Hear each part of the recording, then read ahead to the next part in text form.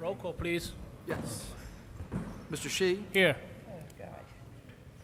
Mr. Vishal Patel, Here. Ms. Peng, Ms. White, Here. Mr. Romano, Here. Ms. Anjana Patel, Mr. Lugo, Here. Mr. Ronak Patel, Don't be late. Mr. Erico. Here. You have a quorum. Opening statement. Yes, in accordance with the Open Public Meetings Act, Public Law 1978, 78 rather, C-231 Sunshine Law, the Edison Township Board of Education has caused notice of this meeting to be published by having the date, time, and place thereof posted in the Board of Education administrative offices. Copies of this notice were sent to the Home News Tribune and the Star Ledger. Okay, thank you very much. Today we are in the beautiful TJ, the brand new gym. So this is home for the Jaguars. So let's welcome the principal of the TJ Middle School, Mrs. Emden.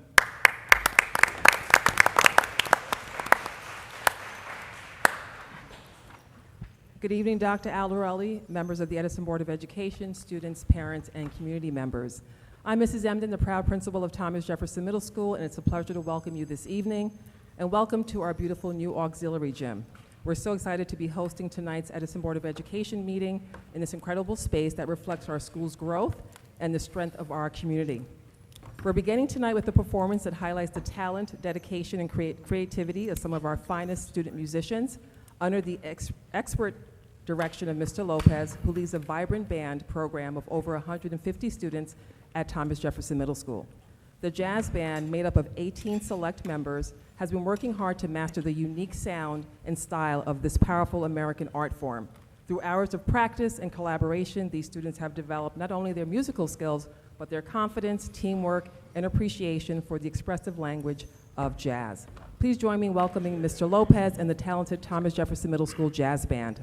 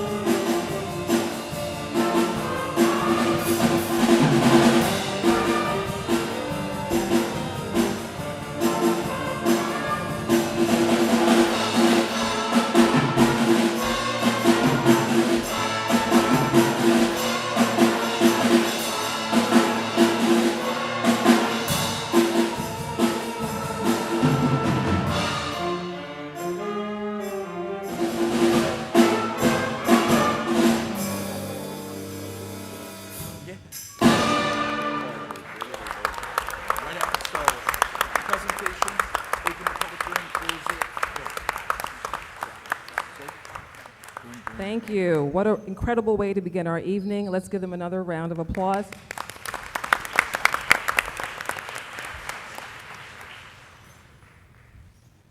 In addition to celebrating the arts, we're also proud to recognize our students' commitment to science, innovation, and sustainability through our second annual Green Fair held earlier this month. On April 2nd, we had 40 students showcase original research projects and hands-on exhibits addressing important environmental topics such as clean energy, conservation, and recycling, to mention a few. Their work was a powerful reminder of the creativity and critical thinking skills of our students when it comes to solving real-world challenges. Tonight, we're thrilled to spotlight our top 4 winners for this year's Green Fair. Students whose projects stood out for their innovation, impact, and presentation. These 4 students are excited to share their research with you this evening. Please help me in welcoming our first student leader, Nirav Bhatnagar. Please come to the podium.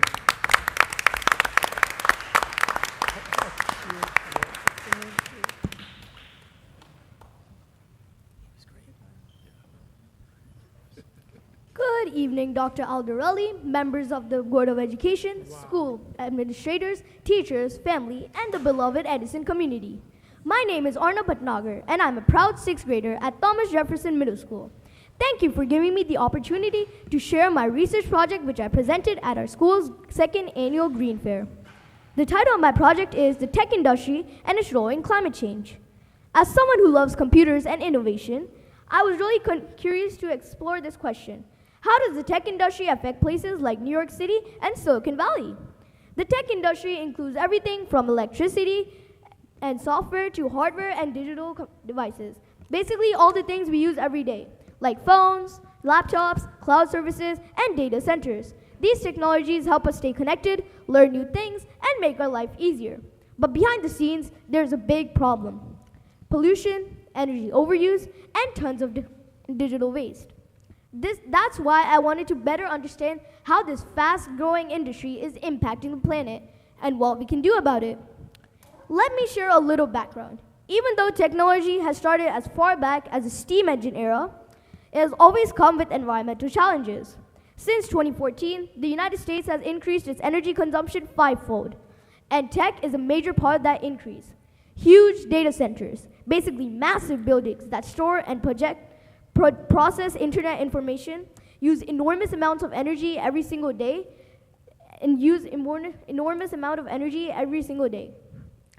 These data centers are running 24/7 and generate heat, which make climate issues worse in cities like New York City and Silicon Valley. Another growing concern is e-waste, or electronic waste. In 2024, the world produced over 62 million metric tons of it. And that number is expected to reach 82 million metric tons by 2030. Many of these devices contain precious materials like gold and copper, which are wasted when we throw old devices away instead of recycling and reusing them. Big tech companies are also part of the issue. For example, Amazon emitted over 15 million metric tons of carbon emissions in a single year. These emissions contribute to poor air quality, hotter cities, urban heat islands, and an increase in natural disasters like floods and wildfires. So what does this all mean? In conclusion, the tech industry's carbon footprint, from cloud computing to device manufacturing, is making it harder to fight climate change, especially in urban and tech-heavy areas. But here's the interesting part: the tech industry is also part of the solution. In conclusion, smart technologies like AI-based traffic management and smart power grids can help cities use energy more efficiently and reduce emissions. So while the tech world has a big responsibility in creating the problem, it also has powerful tools to help fix it. Here's a few action steps that I believe can make a difference. Switch data centers to renewable energy. Data companies should continue to explore powering their data centers with solar, wind, or other renewable sources to reduce emissions. Reduce parts from e-waste. Instead of throwing away old electronics, we can salvage and reuse parts to build new devices, which saves resources and energy. Cut down on screen time. Believe it or not, even reducing our daily screen time can help. Using less data lightens the load on servers and saves electricity. In the end, it's about being mindful tech users, people who love innovation but also care about the planet. Thank you again for this opportunity to share my research. I hope my project inspires other people to think about how we can build a cleaner, greener future, one click at a time.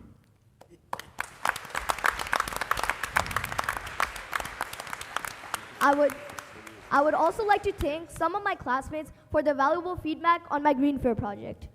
Tejas and Shreyas Gokul. Can you please stand up?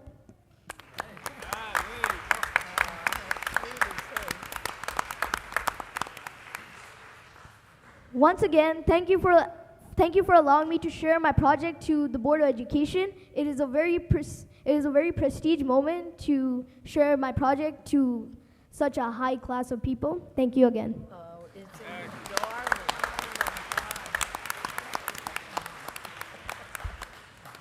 Our second student leader that I'd like to call to the podium is Namisha Mattel.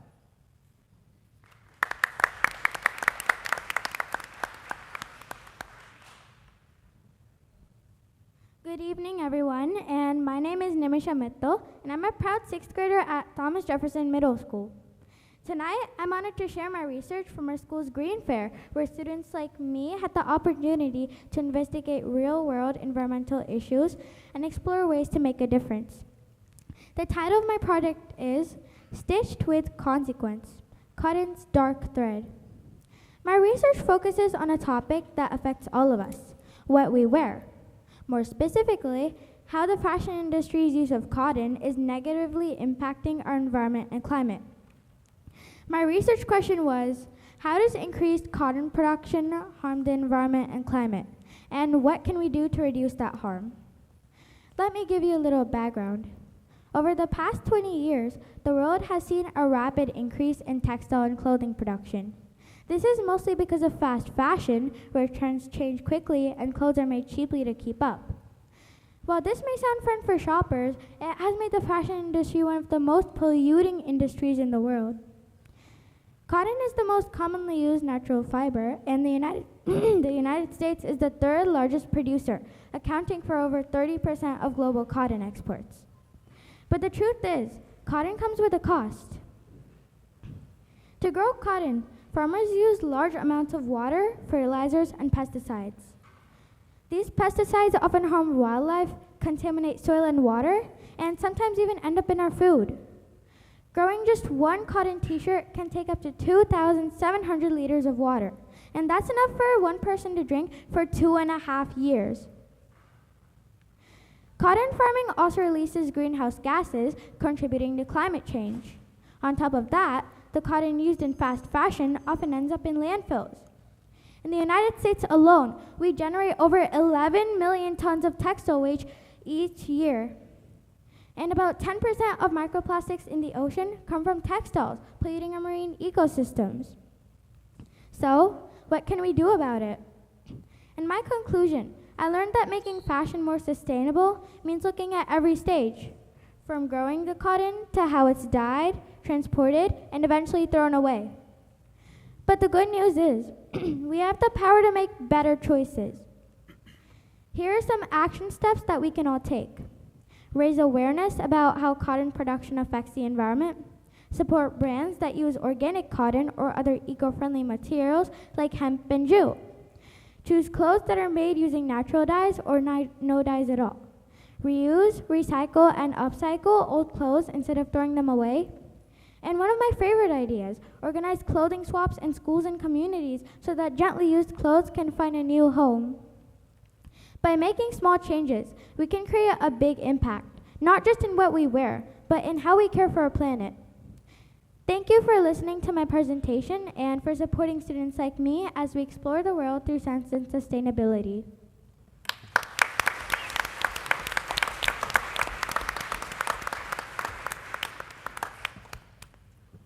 Our last project was a joint effort with two eighth graders, Lakshmi Konjanti and Hang Fan Ji. Please come to the podium.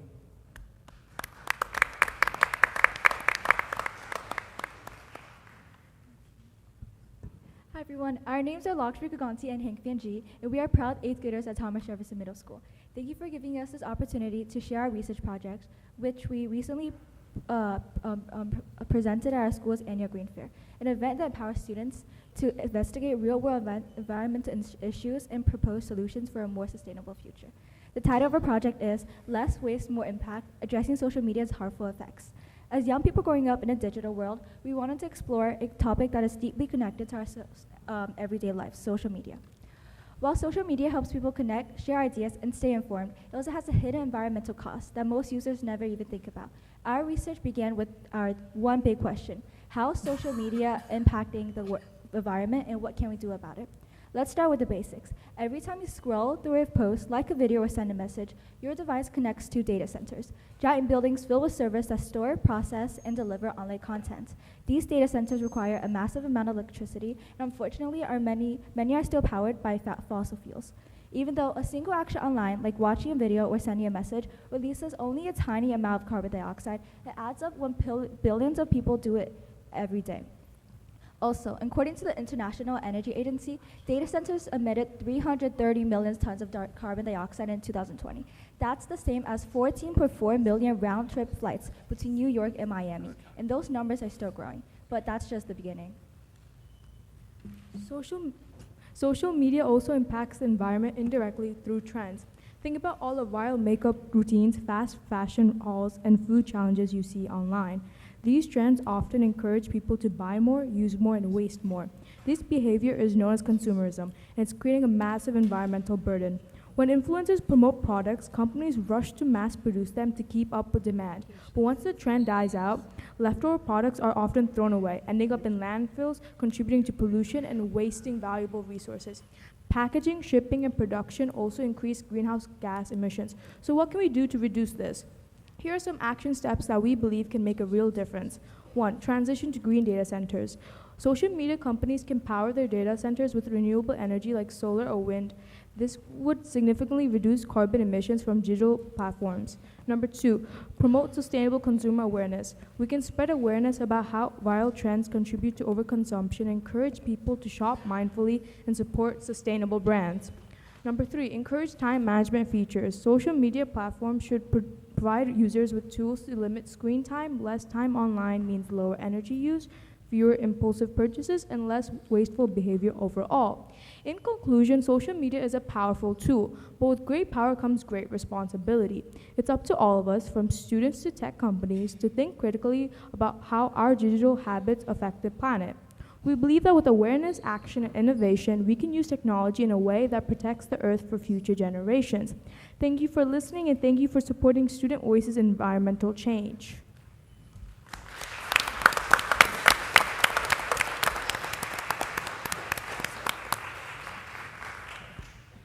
Thank you, Mrs. Amden, for your presenting your students, and thank you, Mr. Lopez, for the band. I was fortunate to talk to these young students over there. They're sixth graders. Yeah, both of them sixth grade. Yeah, so great job. And the two eighth graders, I didn't get a chance to speak to you guys. I'm really interested in that topic. Maybe sometime we could talk. All right. So thank you very much. And we'll just have a short 5-minute break, and we'll get back to our normal program. Thank you very much. Okay, so we're going to resume our meeting. Every year, one of the most important presentation is budget. So in May, we need to submit the budget to the state. And now let's hear from our superintendent and our BA as to what our budget look like for the next school year. Dr. Arorelli, take away. Thank you very much, Board President Shi. Good evening, ladies and gentlemen, members of the Board of Education. I'm going to go a little off script because, when I was sitting up at the dais just before, looking at not only our students, our sixth grade students presenting and our eighth grade students presenting, and the unbelievable sound and music coming out of that band, that's where, if that isn't proof of where our budget, our tax dollars are going into the hands of our students to advance student achievement in all aspects, both academically, socially, musically, and all those pieces. It really gave me great pride to serve this district. So I'm going to begin by welcoming everybody. My name is Dr. Edward Aldarelli. I am the proud superintendent here of Edison Township Public Schools. I want to kick off our official budget presentation for the 2025-2026 school year with thanking the members of the Board of Education, these volunteers who are committed to not only donating their time, but supporting initiatives that advance student achievement through program and infrastructure. And that's what tonight's presentation is going to be about. And I think that you've probably all heard me say that our school budget is a financial representation of what we value as a community, right? What we measure, what our mission is. And I know that it's our collective goal that every dollar in this budget is invested in this North Star statement right here. And that's empowering learners to shape the world with purpose, knowledge, and passion, right? Each and every single day. Where the rubber meets the road in our classrooms, with our classroom teachers and our support staff, with an unbelievable leadership team that supports all of our initiatives that gets those things to the finish line, and a board that represents the community to make sure that we are moving forward with all of the things that our community values and deem important. Wrong way. This budget also reflects the, as Mr. Shi would put it, the buckets or the pillars that we have of our strategic plan on where we are going to be placing funds from our budget, right? And infrastructure touches all of these, and finance touches all of those components. Wellness, both staff, students, and community. Programs and pathways, the curricula and the programs that we roll out to ensure that our students meet what we determine to be the portrait of a graduate here in Edison Township, ones that are both socially and academically prepared for a global society that is ever-changing. And in order to do that, we have to tell our story through engagement and get our community members involved to share all of our great successes through everything that we've done here in Edison Township. So I'd like to just begin with some accomplishments from last year's budget. I'm going to take this opportunity to talk about all the great things that we did from last year. And we were committed, number one, as you could see, to expansion, right, from our infrastructure pillar. We're sitting in an absolutely beautiful gymnasium right now, a beautiful foyer area that you walk in that brings in light. You know, we often say that when you walk into a school, you immediately know that it's a welcoming place just from the entranceway, from the people that greet you. You can certainly say that about our schools here. Woodrow Wilson as well, which is a brand new facility also, an unbelievable space that we've added on to there. Our Edison Success Academy, which provided support for our students with intensive needs, has had tremendous success this year, has proven to be a really great investment for the board from previous boards as well, too. That we've actually been able to build that program and have it be financially self-sustaining. And as always, we had one of our board meetings over at the John Adams Middle School as well, too, that addresses our overcrowding issues also.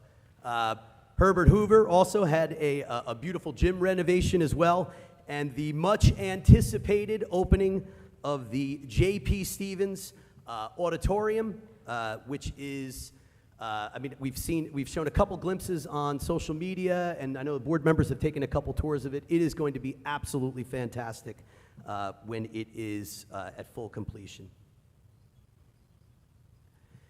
But we're not only investing our money last year in infrastructure and facilities, we also placed a little bit of funding in making sure that our community is heard, and that is both staff and students.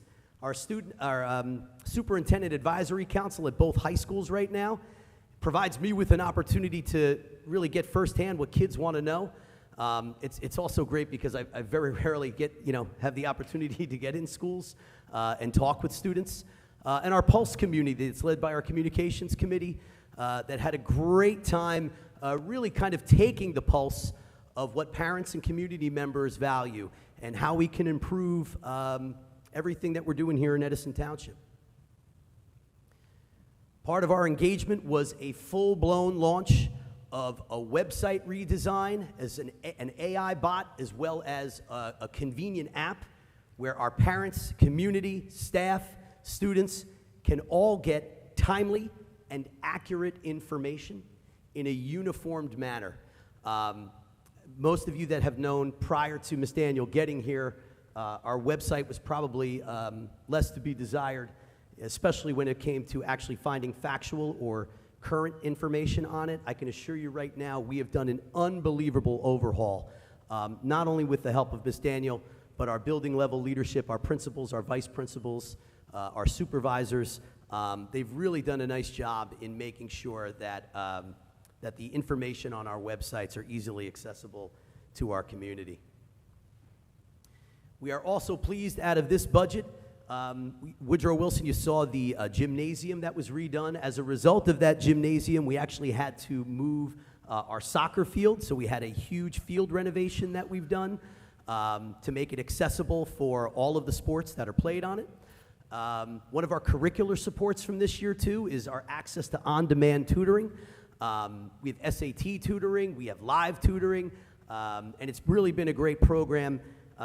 And we've done a great job in promoting that, and we always encourage the use of those components as well. And last but not least, from a staffing perspective last year, we really put our money in two buckets. One is interventionists, right? To deal with our at-risk students, right? To make sure that those students that are on the edge of either going to INRS or the potential to classification get intense instructional teaching during a both inclusive and pull-out program. I've just seen preliminary data that both chief academic officers have provided me, and we are meeting with success in relationship to student growth and achievement on our benchmark tests. So I thank our teachers in that capacity, as well as the leadership that has made those possible. We also expanded both our guidance counselors as well as our clinicians for mental health, for students that have been, listen, there's a tremendous amount of stress associated with the demands of being a student, especially in middle school and high school. We want to make sure that school is a wonderful learning environment that they can come to each and every single day. Which now transitions us to 2025, 2026. And my colleague after this is going to go into the nuts and bolts behind of this. So I'm going to hit some of the highlights in relationship to what this budget is going to be representing. And the first thing is an expanded curriculum, expanded access to programs. AP programs on the left-hand side, we have human geography, we have cybersecurity, we have psychology, we are expanding our dual language program as well. We are expanding our intervention program amongst our elementary schools. We want to make sure that our children have opportunities and access to the very best programs that are offered. And we are constantly iterating and making sure that any ideas that are good for kids come to fruition. And I thank the team behind me that supports these pieces. You've noticed that we've launched for 25-26 2 academies. In 26-27, there will be many more to come. But our Computer Science Academy, as well as our Biomedical Academy, are off and running not only through the vetting process, but also in programming and staffing for next year. I can't thank the leadership as well as the staff for their support in these endeavors. I know that I pushed them pretty hard to get this up and running and quickly for the 26-27 school year, and with the assistance of our board, our curriculum committee, and our chief academic officers, I am confident that these are going to be 2 premier programs in the state of New Jersey as they relate to CTE. We also talk about our infrastructure pieces on this agenda. We do have our John Marshall expansion project, which will be coming out of the 25-26 budget, as well as James Madison Intermediate expansion project, which we are hopeful to get to the finish line for 25-26, and looks like that'll be upcoming on an upcoming agenda as well too. But extremely excited. The work behind both of these projects is a combined effort between our Board of Education, our committee work, as well as building level and district level leadership. We've also got some really cool strategic initiatives also. We're going to have fitness courts at both high schools. These are not something that you see each and every single day. You may see them on college campuses. This is twofold. This is going to assist our physical education teachers at the high school, and it's also going to be something that we can open up to the community. We won a grant that is funding the majority of these fitness courts with the help of Mr. Ross and Dr. Kim. They are beautifully decorated with both J.P. Stevens and Edison High School swag and colors. Also, if you look on our left-hand side, that is a video of a potential R2-D2 that is currently being created in one of our labs right now. One of the teachers sent that to me the other day. I had to highlight it in this budget presentation because it just goes to show how wonderful the initiatives and the innovation in both AI, coding, robotics that are currently going on here in Edison Township. We are going to place funding in this area in particular in next year's budget. And last but not least, wellness. And wellness comes in many forms. The reason why I chose this image is that, listen, you have a teacher here working with children, dealing with them each and every single day. But the other reason why, and wellness comes in many forms, right? It comes in mental health, it comes in financial wellness, but it also comes in physical wellness also. And we know that in any space, to be physically well, it usually needs to be climate controlled. So I couldn't find a good picture of an air conditioner, but for things to come in 25, 26, we are looking to begin phases of outfitting our schools with air conditioning. Because we know that kids won't learn in environments that are not conducive to learning, right? Climate, lighting, engagement, high levels of instruction. 2 other initiatives this year as well, too. And this isn't part of our budget, but it will eventually be a supporting mechanism for our budget, and that is the Edison Township Education Foundation, whose initial launch and information session, the first of many to come, will be May 1st at 6:30, Ms. Daniel, I believe? 7 o'clock at John Adams Middle School. We currently have close to 80 participants right now, and again, this is just an information session where we are going to be explaining what the tenets of a foundation are, the potential offices to be held, opportunities for volunteerism, and ways that this foundation will be supporting the initiatives of the school system. It will be, again, the first of many to come, so if you can't make May 1st, we're going to have a couple series with the eventual launch in 25, 26. And the other piece is, this is a budgetary item, right? We are always looking for ways to increase the efficiency of our communications. And this year, through an application called Parent Square, we're happy to report that we are going to be having a cohesive classroom-to-home communications method, similar to some of the ones that the teachers are currently using right now for pre-K through 12. So we are extremely excited to launch this. Ms. Daniel and her team will be facilitating information sessions and professional development with our leadership team, but more importantly with the teachers who provide the information on a day-to-day basis. And last but not least comes our staffing. These are some of the areas where we will be placing our staffing needs. Computer science this year, as you see, in relationship to the academies. As always, special education programs are determined upon enrollment, as well as intervention programs. We are expanding our business program, as well as funding to include applications for co-curriculars in the areas of innovation and AI. In my closing slide, and before I turn it over to Mr. Toth, I wanted to show you, and hopefully I was able to capture, how these 4 pillars, engagement, wellness, portrait of a graduate, programs and pathways, as well as all of the committees that each and every one of our Board of Education members sit on, file in to the final piece of finance and facilities, which touches all of them. Again, our budget is a financial expression of what we value here in Edison Township. And I know, and I am confident, that next year's budget will provide great opportunities for our students here. Without any further hesitation, I will turn it over to my colleague, Mr. Toth. Thank you very much, Dr. Aldarelli. I think I say this every year. It's really hard to follow Dr. A after he tees it off, so to speak. He's that well of a speaker, and I'm more the numbers guy. So in any event, I'm going to take you through the revenue and appropriations for the FY26 budget.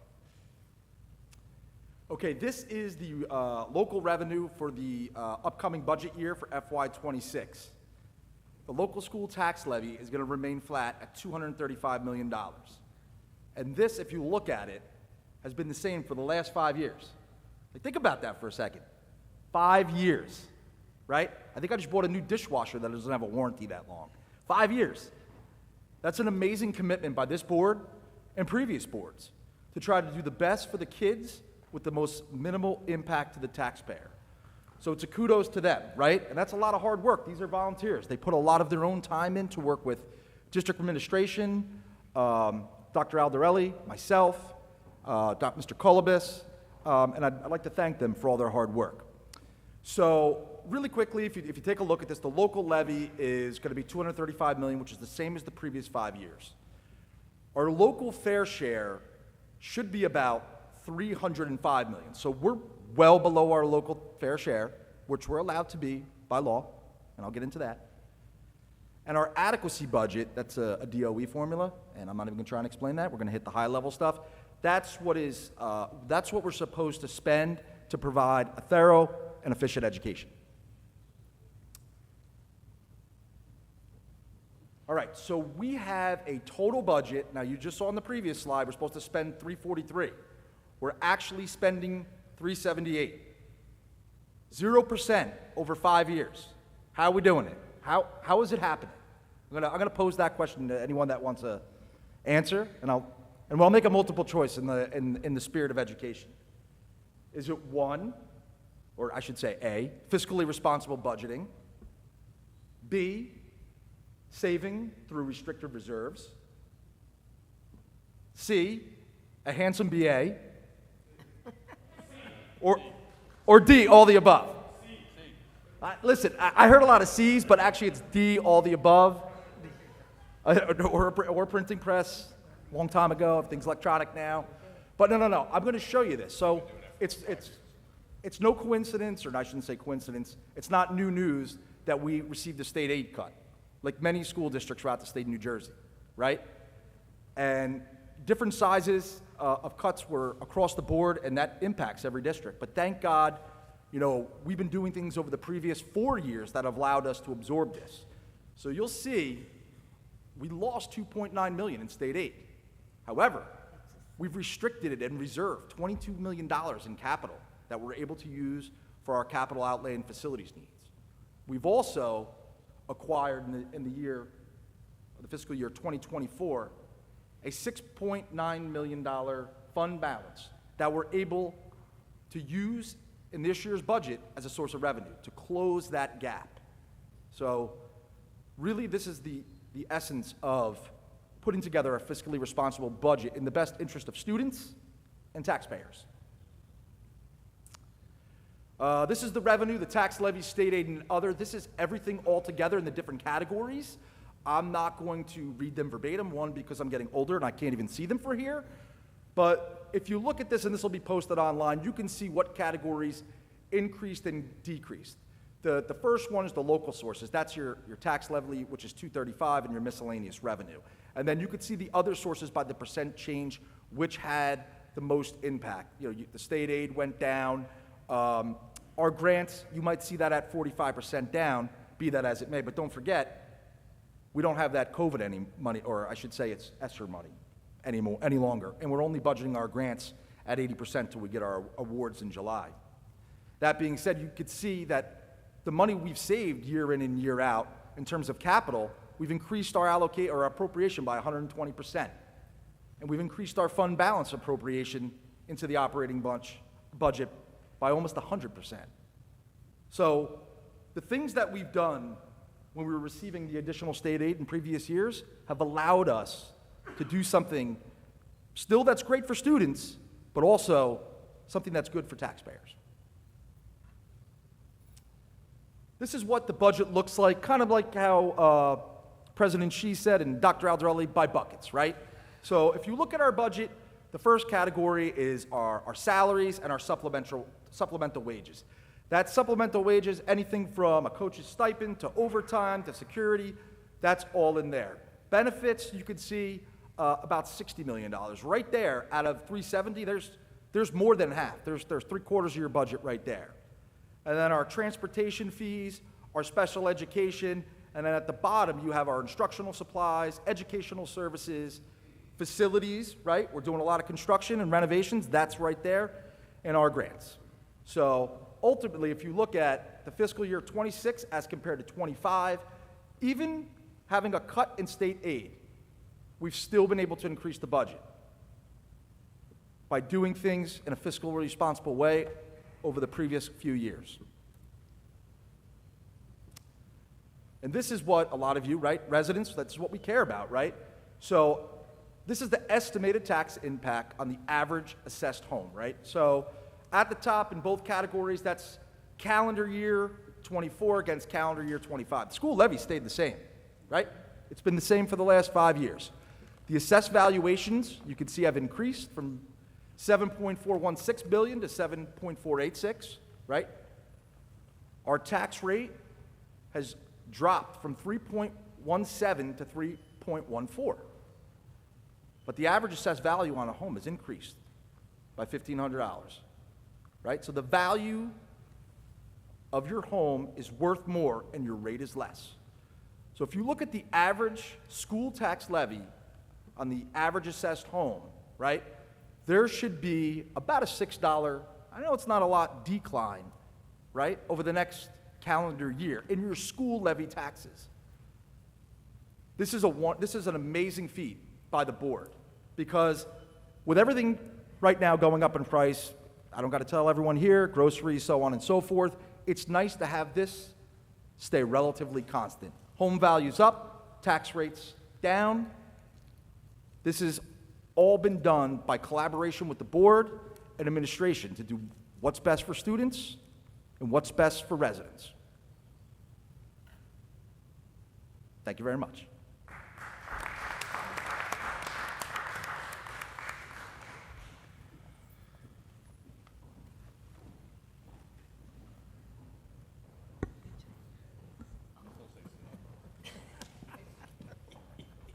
He's so hard to follow.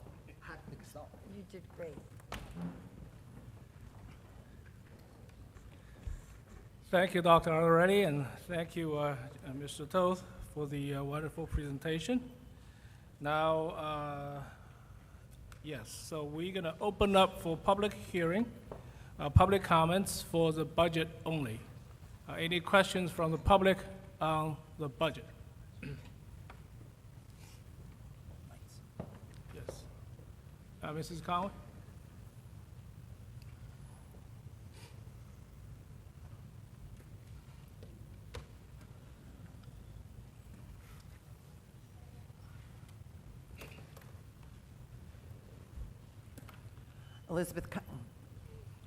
Elizabeth Conway, 20 Netherwood Circle.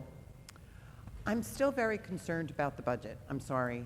I know you can perform miracles, but the idea of taking $22 million out of one line item to fix the other item, can you tell me from the 22 million, how many millions were in there that you took the 22 million from, and therefore we'll subtract the 22 million from there, how much is still left in that line item?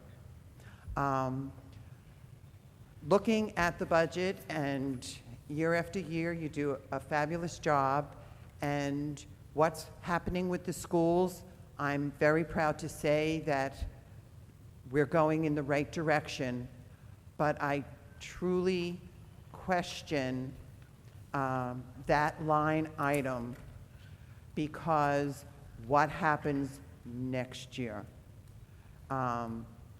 So could you answer that for me, basically?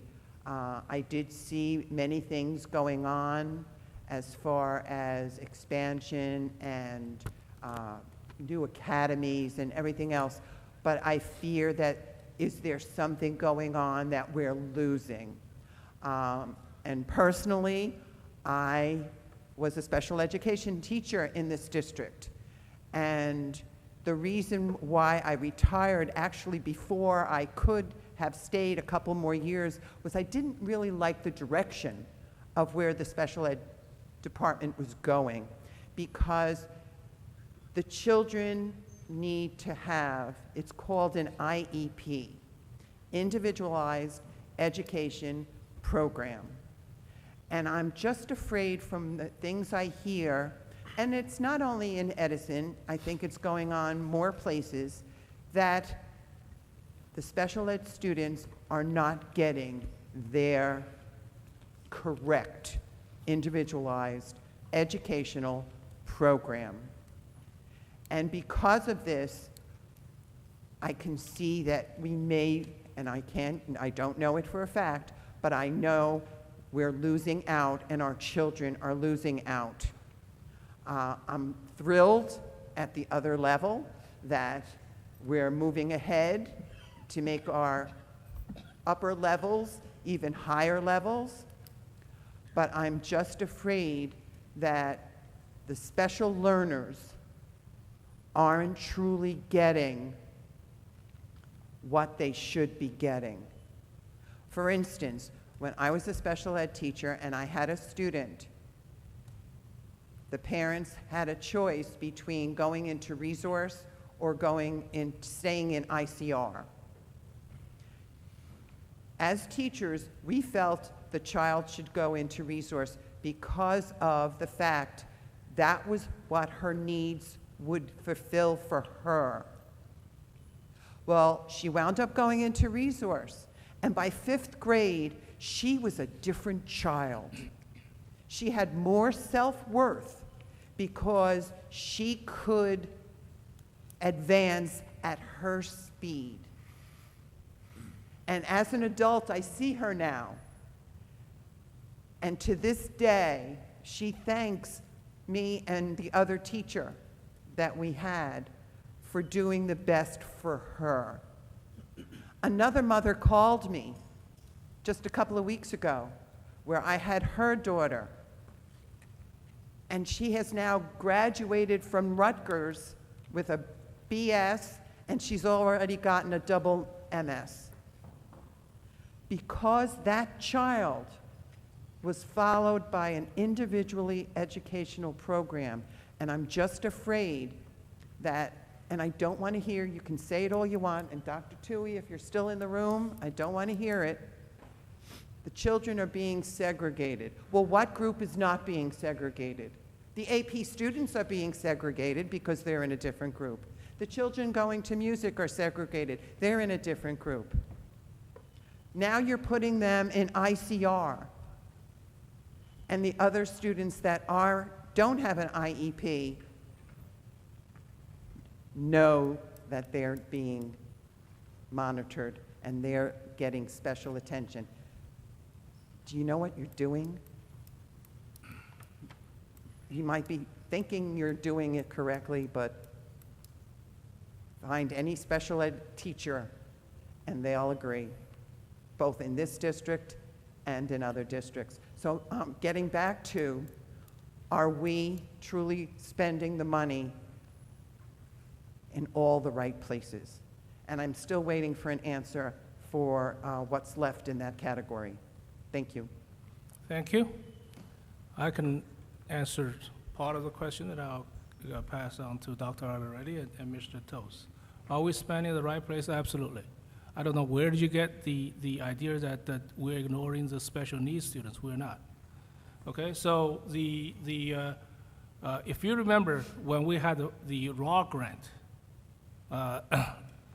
2 years ago, the first building, we did a full air conditioning, every classroom is FDR.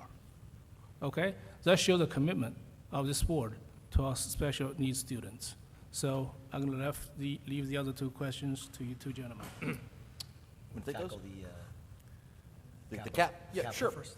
So when we're budgeting, when we're withdrawing from a capital reserve, right, that's not an item I shouldn't say, that's not funding that lives as part of the budget in terms of a line item. That's what you think of as a line item. Any reserve sits on the balance sheet, so it's never appropriated. At the time that we're going to use it, that's when the funding gets appropriated. And in this case, that stuff has to align with your long-range facilities plan. And a lot of those types of items are for renovations and construction, which are one-time costs. So, if that answers. Correct. The balance of what? What's in the books? What's left? Right, so I don't have that number in front of me at this time, but it's, Yeah. You can ask the question when it comes, so Dr. Already, you want to answer any of the IEPs and stuff? Yeah, I think to piggyback on what Ms. Conway had said, I'll answer the first part of that question. The latter part is probably we could talk about it all evening and so on and so forth. But this current budget represents no cut to special education programs. In fact, it represents staffing in additional self-contained as well as special education classes, one-to-one paraprofessionals as well too. I do hear loud and clear, though, in relationship to the idea of ICR versus resource room. I came from two districts, one in Howell Township and one in Freehold Township, that did have both, and one who moved away from the other piece in relationship to that. I do think that at the end of the day, that our teachers and our child study team are acting in the best interest of kids. Do some kids need to be to have an alternate placement in certain settings? You're 100% right on that. Case by case, I would say. But yes, I understand what you're saying. And for the short time, I think that the programs that we are currently providing are meeting the needs of the students. With that being said, in the event that we get a little bit more space in certain cases, and opportunities present themselves, there could be the opportunity to look at alternate placements for students, right? We've done that with our Edison Success Academy, right? When you talked about segregation and things along those lines, or self-contained classes too. So the first part of your question, I hope that answered it. The second part, we could probably be email pen pals and talk about those pieces over time. Thank you, Dr. Already. Brian? Brian, you want to talk? You got your hands raised. Good evening, everybody. First of all, I want to commend, Mr. Toth and Dr. Aldarelli. I know it's difficult. Yeah. You guys hear me now? I can hear you. All right, I gotta go all the way up here. I can't see, I can't talk. like the I Verizon apologize. commercial. But I do have some major concerns here because the budget basically went up $12 million from last year. And you got cut $3 million. We lost the pre-K funding, so that program's obviously going to be slashed at some point. It's great that our third graders are going to fourth, but we're not going to have the same amount of spaces available, so that affects the budget. Also, capital. I know we're using a lot of capital. I know it's going to be drained pretty much to nothing. We know it. I know it. I don't know why no one wants to say it, but that's the truth. So my concern is my child's going to be in this school district going to these schools for at least the next 9 years. So I want my child to have the proper experiences they need. I currently work in the school district. We all have friends that work at districts. And we all know they're cutting left and right. This week I interviewed a teacher from East Brunswick, a teacher from South Brunswick for a position in my building because they were rift. Every district's cutting, but we're going up. So my concern is eventually the well's going to run dry. I know I've had these conversations with you about the 0%. I know you had them with me. I know it's not popular for certain people up there on the board, but the reality is we need to plan for the future. And having a 0% is going to directly affect us later. It's going to directly affect my own kids. Because when teachers get let go, like we let 87 employees go in Perth Amboy last year, when they start going here, classes skyrocket. First teachers we lost were the intervention teachers, the mental health specialists. Everyone who wasn't attached to a classroom were the first to go. We lost security guards. We lost all of our techs. In fact, one went to his district. We lost tons of people. It's a reality that the money's running tight. And I know it's not very popular, 0%, but the reality is I think this board really needs to consider about what's going to happen next year and the year after that. Because I really care, because my daughter's going to be in 4th grade next year, then 5th, then 6th, then 7th, 8th, and 9th. You guys are going to have to deal with me for the next 9 years. So I understand you guys are implementing programs. We're following the strategic plan. We're making all these hires. That all costs money. So I don't get how the budget went up 12 million, how we lost 3 million in funding. The pre-K was a disaster. We lost that. That's going to be slashed. No one's talking about it, but that's the reality. So we're losing money, and we're taking money from somewhere to fund it. When I looked at the other presentations, it was a nice comparable of 23 to 24. I was hoping, 23 to 24 for the next year. I was hoping it was going to be the same format, so I could go across the lines and then see where money is actually being distributed and changed. Presentation looked beautiful, don't get me wrong, great presentation, but it was very hard to follow. You can't see it, couldn't hear it. I had to stand up there, and no one has copies of it to even question things. But my main question is here, literally, and we had these conversations. Do we want to consider 0%? I don't think we're looking forward. Because next year, God forbid, admin and teaching staff, it's going to get tight. And I don't know how anybody's not recognizing it. Especially, Ronak, you got kids young. It's going to affect you directly as well.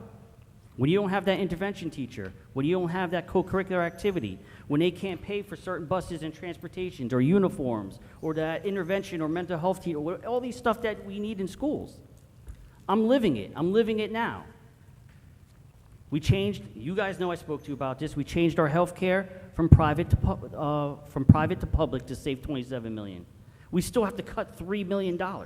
Guess what? We're laying off some more. And if you're not directly attached to a classroom, I hate to say it, that's the first that they look at. So I do have a concern. So my main question is, too, can this board consider looking at that 0% again? And number 3, where is all this money shifting to make up all that money that's going to cost us and that we lost? Should I stand here and get a question, or am I going to sit down and be ignored like the last 3 meetings? You can I'll sit stop down. talking, You can but sit I'm not down. gonna All sit your down. questions have been answered, so you can sit down, and we'll have Mr. Toast answer your question. All right, I'll prefer to stand. Yeah, you want to answer this question about where the money coming from? Yeah, sure, Mr. Rivera. We've talked, right, in previous years, we've talked, obviously, this year. If you look at the money that we have for capital, right, so we've withdrawn, I think last year was 10 million, we've doubled that, right? But we've doubled that money because we've been able to save it.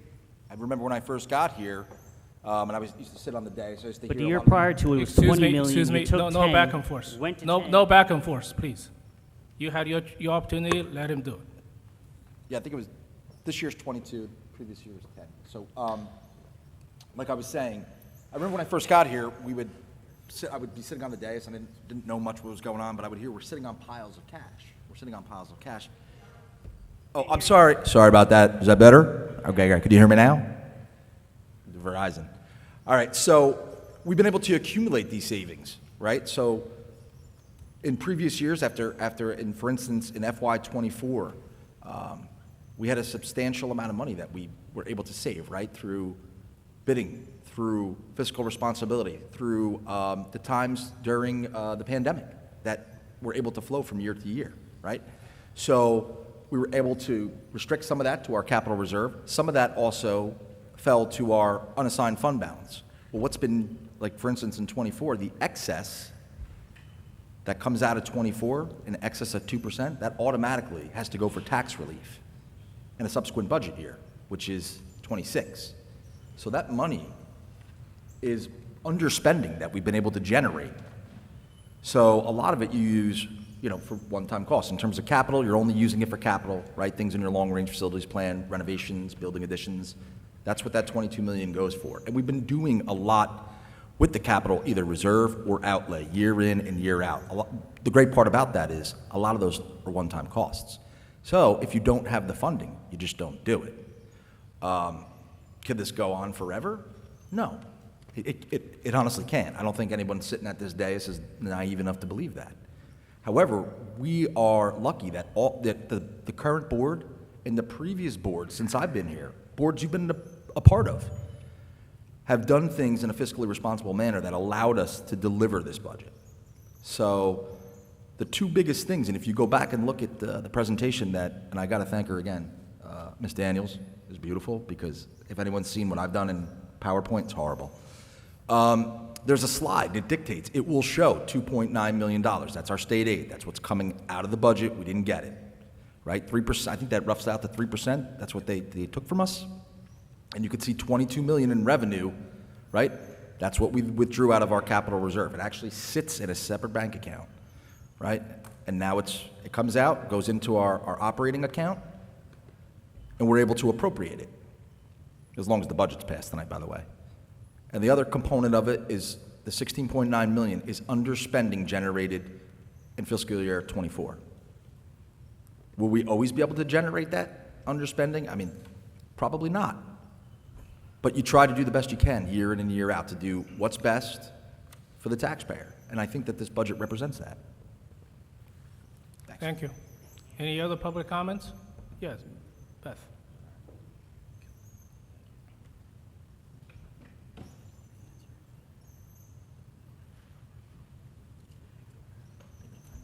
Beth Tauke, 15 Midwood Avenue. I have a question for you. I'm not sure if you guys are aware in the background there's like a tweeting noise going on, just number one, as an aside. Number two, in the past, we've always had like budget hearings. I know we had the budget presentation tonight. Are there specifics, like it used to be, online so that like the public can look at like line item by line item of what the budget is, and where exactly online would it be if it is for people like who, you know, weren't here tonight or whatever, or just to compare, you know, previous to current stuff like that? Is it online on our website somewhere? Not just the presentation tonight, Right. but the more specifics So of the we'll have budget? I'm sorry, yeah, sorry. That was it. My apologies, I was getting so excited. The answer is yes. Okay, do we have any other questions? It's going to be on the website. And if you need another hard copy, you know, feel free, he'll send you a copy. Okay? So any other public comments on budget? See none? Rebuttal, okay. Oh, rebuttal. I'm sorry to rebuttal, it's just my questions aren't answered. You know, I apologize, John, I don't want to give you a hard time, you know I love you. Question was, what was left with capital after here? You know, I'm pretty sure everyone knows it's zero, but I didn't hear it coming out of your mouth. Number two, the other aspect to it is, the same thing we did in our district. We're going to say, you're not going on that trip. We're not cleaning that up now. We're not purchasing this stuff now. So that's like the fiscal savings. Like, I get what you're saying. We're very fiscal. We did what we needed to do this year to do savings. But the reality is, you just cut from somewhere else, don't spend, and you create that kitty. That's what we did. Like, you know, and that's what every other district will do that's having fiscal issues. So the point I'm trying not to make is that you guys didn't do a good job to fund the budget. I appreciate what you did. I'm not saying you did a bad job, but my point is, where is the money coming to fund this? Because there had to be some type of cuts of somewhere to order to fund this. You said, oh, we were fiscal, whatever, you know what I mean? We didn't do this, do that, do that. Well, what didn't you do? That's why I want to know how we saved all that money. Because good job. I'm not saying it was a bad job, but now I want to know is, okay, did the building did not get painted? Did floors not get stripped? Did they not get waxed? Did these books not get purchased? Did these kids not go on this field trip? You know what? There had to be some money that was allocated to do this, and that's where I don't see, and that's what the question I'm asking. Because the other aspect of it is there was cuts, and you were frugal in spending to fund next year's budget, but guess what? The following year, that money's gone. You're either cutting or doing frugal spending again, and then at some point, this 0% just blew up in everybody's face. So the one question I had, again, 0%, is there any discussion about this? I'm very worried about this because, again, my kids will be in the district for the next 9 years. Any little thing helps, even if it's a percent. I remember last year, Jerry, you and I and Beryl were talking outside Edison Auditorium, and you suggested to Beryl to put it 1.5%.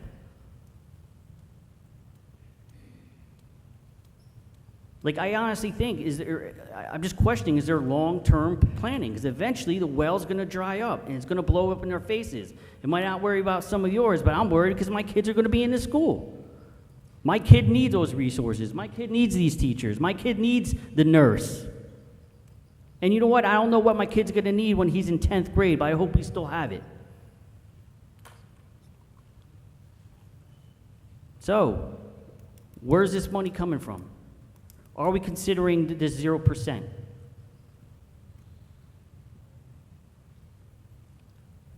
And my final question to the superintendent and business administrator, I'm throwing you on the spot here, I know you're going to hate it. What is your recommendations as educators and leaders of this district in regards to the 0%? Thank you.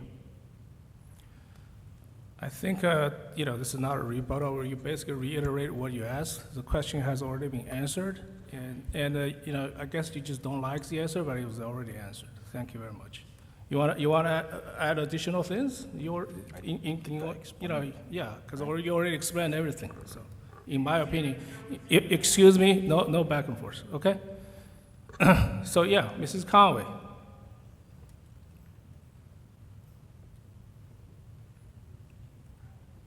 Elizabeth Conway, 20 Netherwood Circle.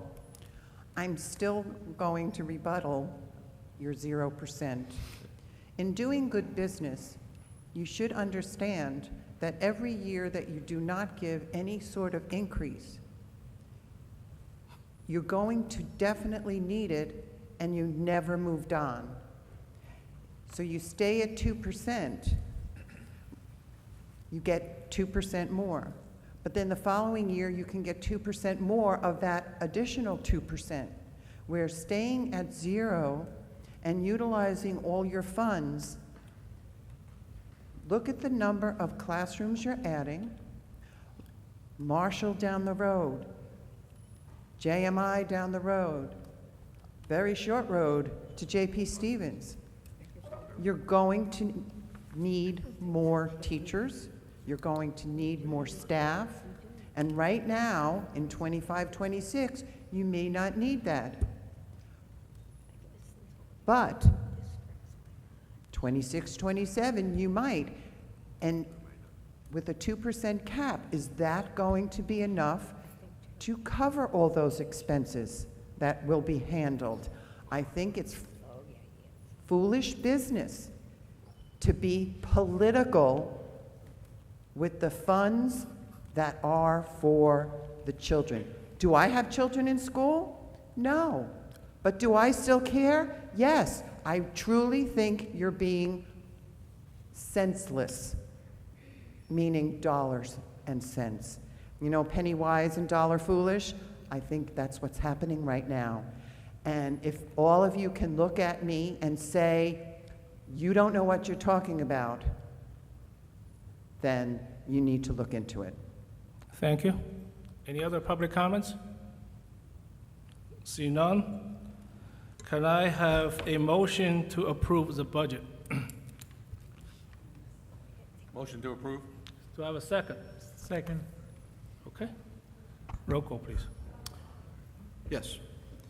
Mr. Errico. Yes. Mr. Ronak Patel. Yes. Mr. Lugo. No. Mr. Romano. No. Ms. White. I'm going to abstain. Mr. Vishal Patel. Yes. President Xi. Yes. 4-3.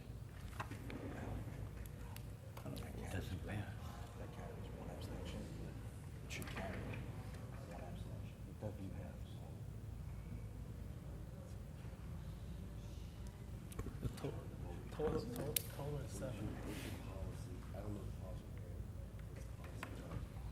Total is 7, not 9.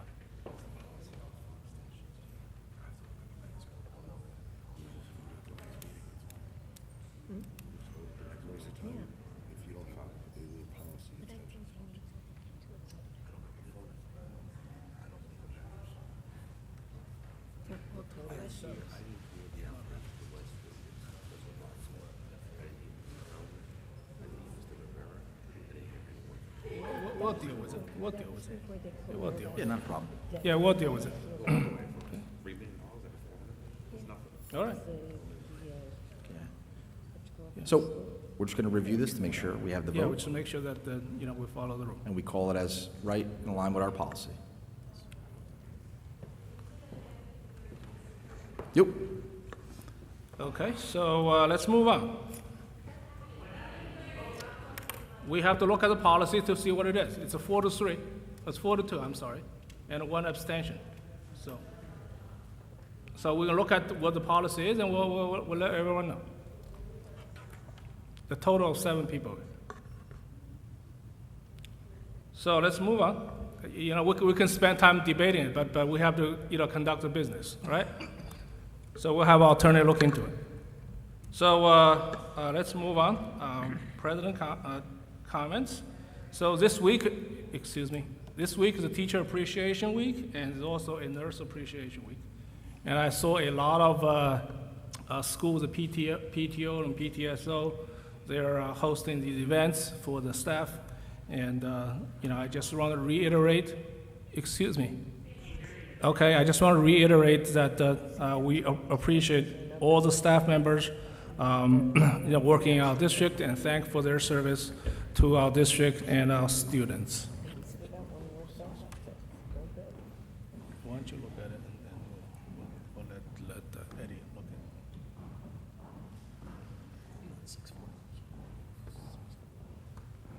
It doesn't matter.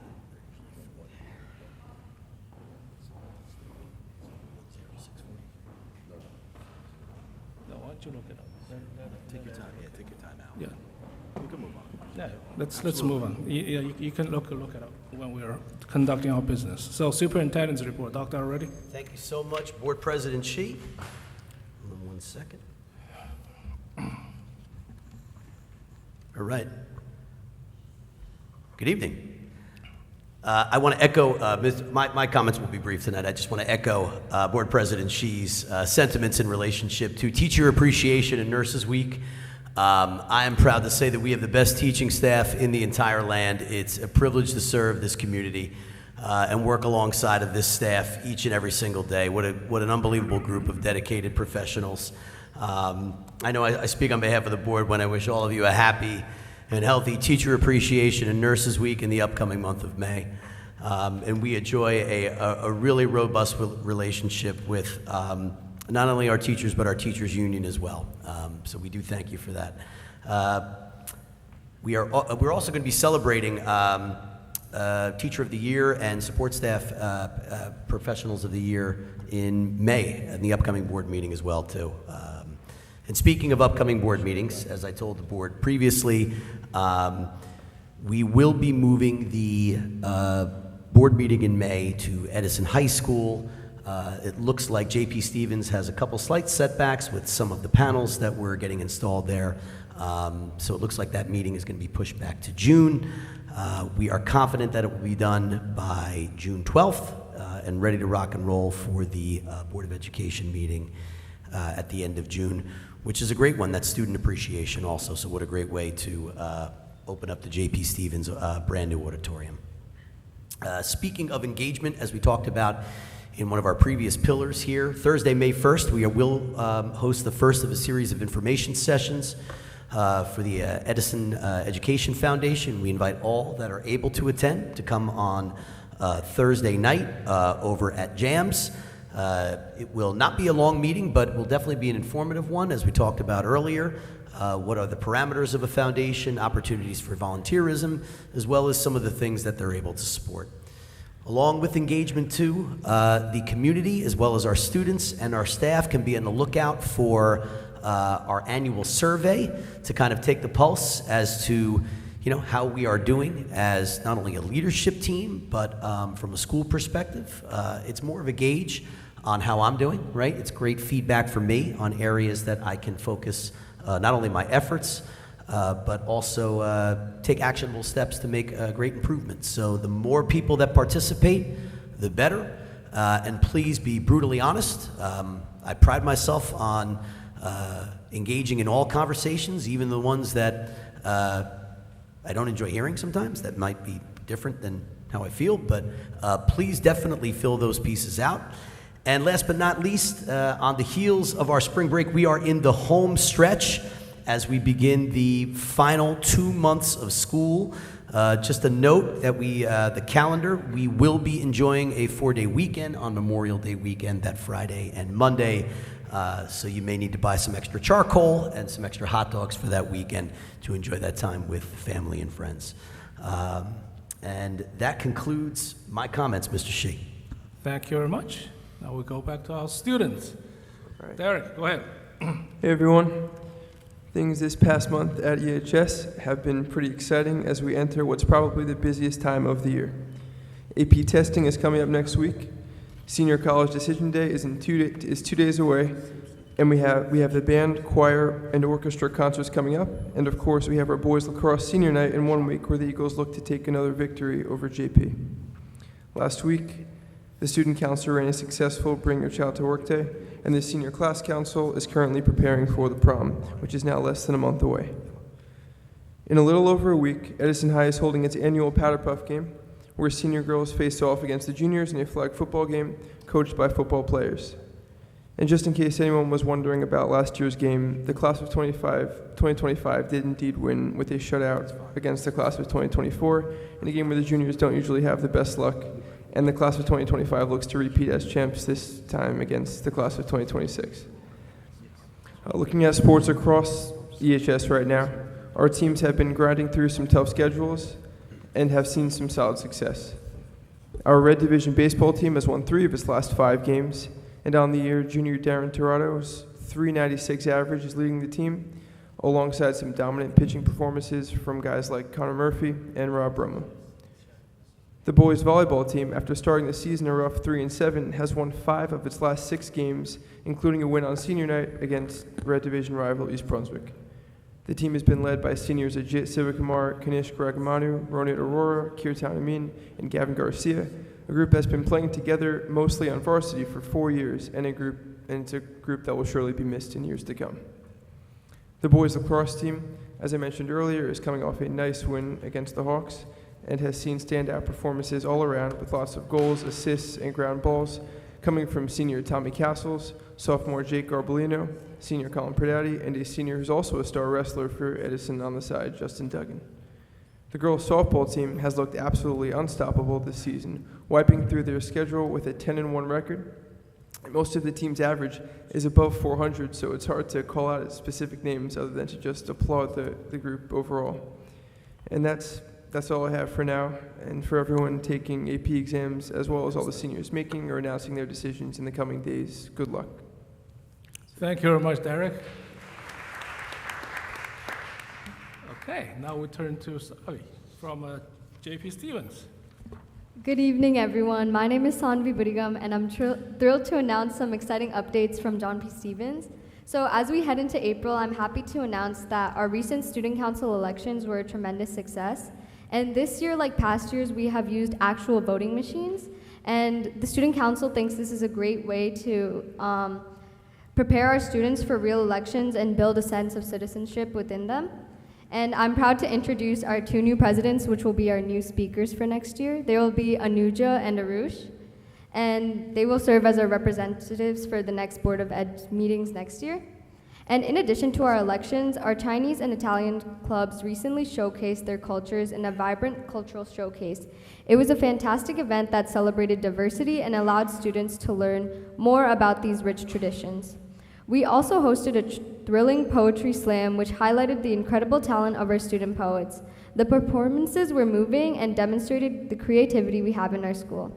And last week, as in addition to Edison High's Bring Your Child to Work Day, we also had a wonderful turnout for this day, with over 60 students participating, and many teachers set up fun activities such as slime making, ceramics, film trivia, and more.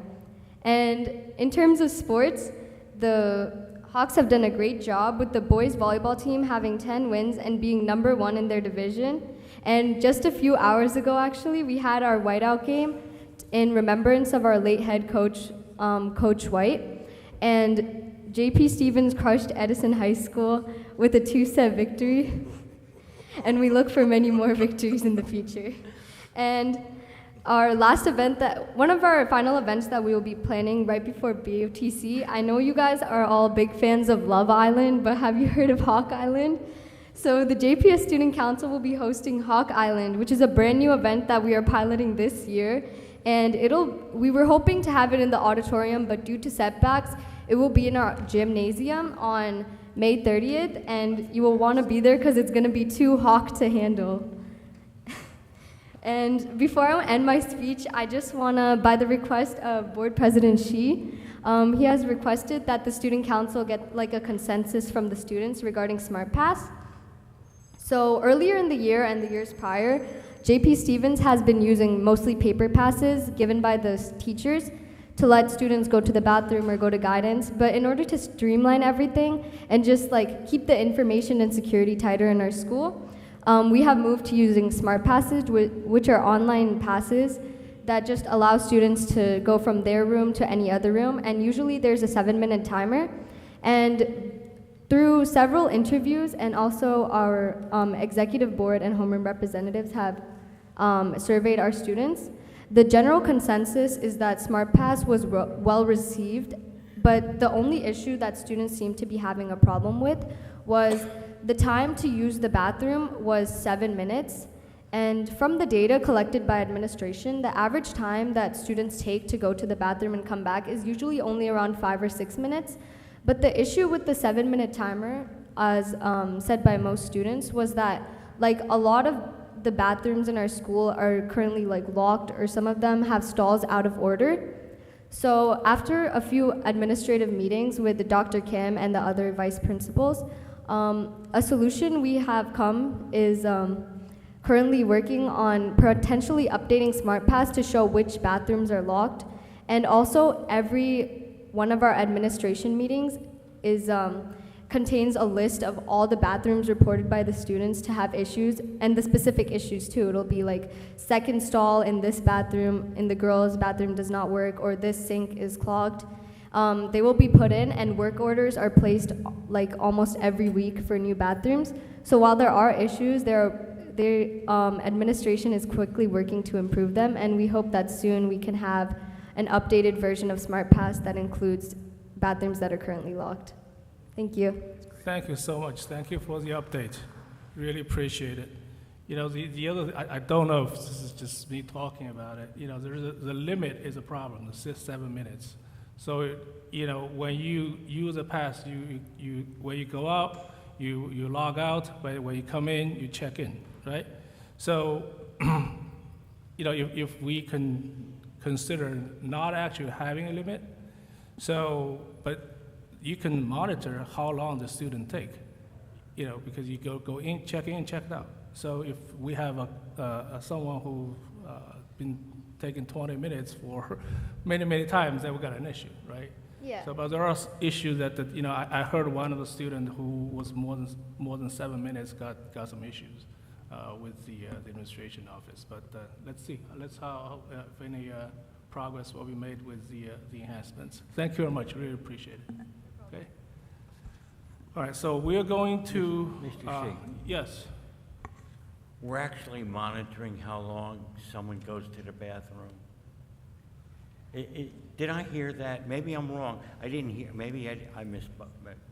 Maybe I didn't. I'm getting old. But we're actually monitoring how long someone goes to the bathroom. Yes. Is that what we're doing now? All schools. Because right now they have 7 minutes, and the issue is 7 minutes is too short. So the suggestion is not to limit it, and just let the kids go to the bathroom. So the problem is that the kids hanging around in the hallway, they don't come back to the classroom. They use bathroom as excuse. So if a kid who takes 20 minutes of bathroom break every time, multiple times in a day, then this kid will have to have a conversation with the student. That's what it is, all right? The one day it's fine, but not a consistent thing. So I don't know what's the issue here. No, I'm just asking. Yes. I'm just, to me, like, I'm old. Okay, thank you. Takes me longer to go sometimes. That's right. That's why maybe you need more than 7 minutes. Yeah, really. Okay, yes. Thank you. Yes. Joe, we could give you 10 minutes. Yeah.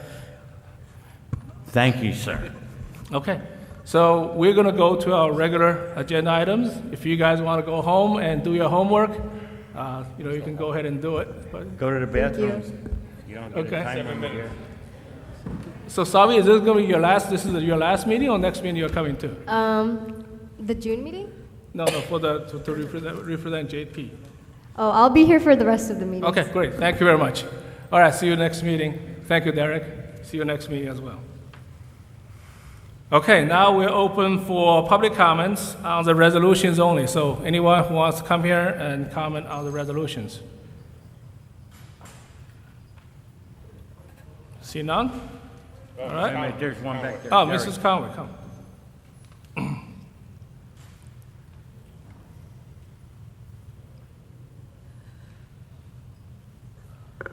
Elizabeth Conway, 20 Netherwood Circle.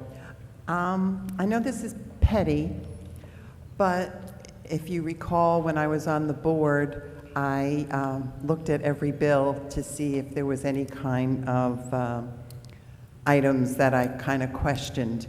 And looking at the section where professional development items are, there's a couple of items where multiple people are going, and the dollar figures didn't match. Like registration at a hotel was not the same. The registration cost was different. Not by much, but I'm wondering, is there a way to streamline these funds that they are in line, is my question. And then I'll leave. That's it? I think I said enough before. You're more than welcome to stay. So I'll let Dr. Already answer your question. Yeah, those differences in funds are based on the number of days. So sometimes conferences are 2 to 3 days. Registration, based on the number of days, goes accordingly. So, and I'll just use rudimentary numbers. If a conference is $100 a day and it's for 3 days, it'll cost a teaching professional $300. And if they're only going for the 1 day, it will cost them $100. And then, overnight stays in the event that they are staying overnight, which, they're not in Ewing and things along those lines. But that's what it would go to. Okay. Thank you. Any other public comments on resolution? Yeah, Matt. Same. I was going to wait till later, but I'll speak now because it is a resolution and it's about National Teachers Week as well as nurses, school nurses. So I just want to, again, thank Dr. Aldarelli for his great words, and just to piggyback it. Being a teacher at the high school for 36 years, teaching mostly 11th and 12th graders, obviously I knew the high school domain. Being now the union president, I'm able to get to the other schools. And whether it's from our ELC and FDR buildings dealing with our youngest needy students, our elementary teachers, middle school teachers, it's just incredible the staff that we do have, the teachers, and the great job that they do. So I do want to commend them and wish them a great week and, Teacher Appreciation Day itself. In addition to that, it's also for school nurses. And sometimes, again, I am so impressed when I go into the schools and see the nurses, the number of students, because as we know, one of the things we are short on is nurses. And part of that is because we just can't get them. They're not out there to hire.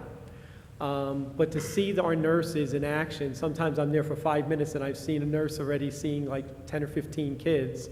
It's just incredible the job that they do. So I do want to mention again to recognize our staff. We do have, how much I hate to bring him up in the past. I always comment, Dr. O'Malley, when he was here, said one thing about the Edison teachers, and he said it at a board meeting, is our teachers are on warp speed and can do things that no other teachers in this state can do. And I am very proud to represent them, to be their president, and I'm very happy that, they're being recognized as they are. I also believe that the May 1st, maybe Mr. Ross knows for sure, is Principal's Day, if I'm not mistaken.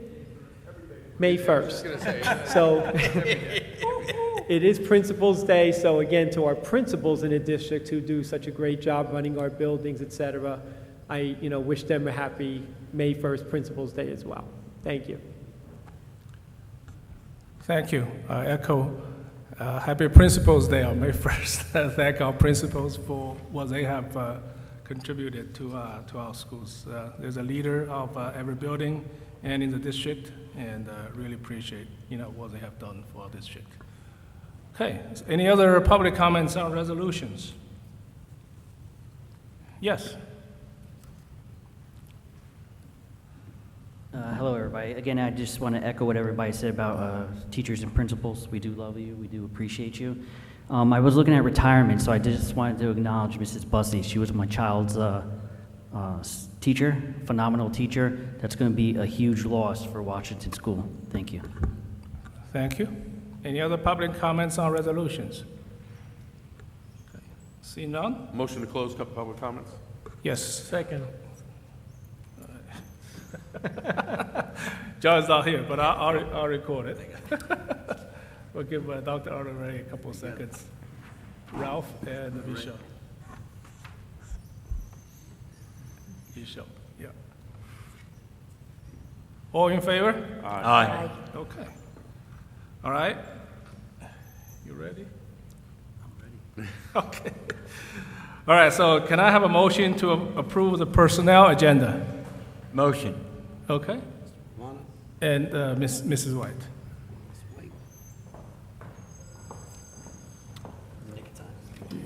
Roll call for the personnel. Yeah, 1 second, please. Thank you. I know you guys missed me. Yes, we did. Okay. Mr. Errico. Yes. Mr. Ronak Patel. Yes. Mr. Lugo.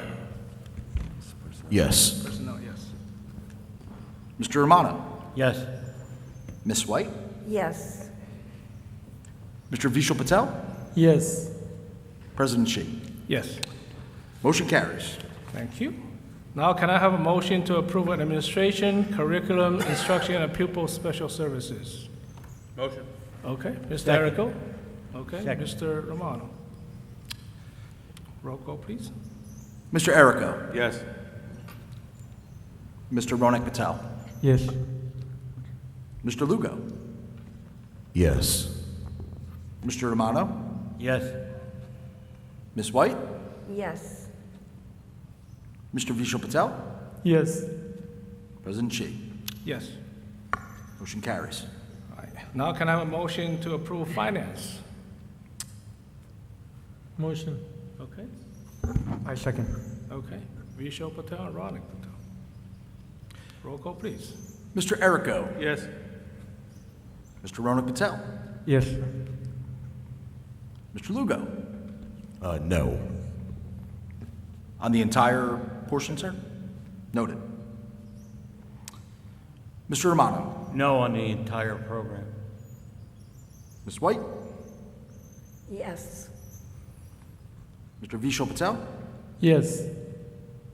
President Shi. Yes. Motion carries. All right, now we have committee reports. So finance and facility, Vishal. Okay. So we had a meeting on April 22nd for finance and facilities. We reviewed the fiscal year 2026 budget. We also discussed the JMI public hearing. Committee discussed the process for taking out a loan to fund the expansion of JMI. For facilities, Marshall's bid was open on April 25th. Bids were reviewed and processed as per our guidelines, and the winning bid will be presented to the board in the April action meeting. I assume that's a May action meeting? No?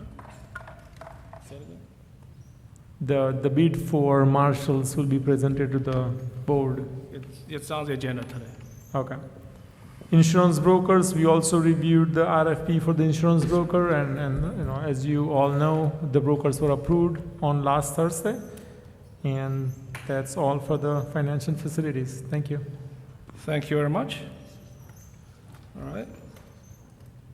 So now let's open for public comments. Anyone for public comments? Yes.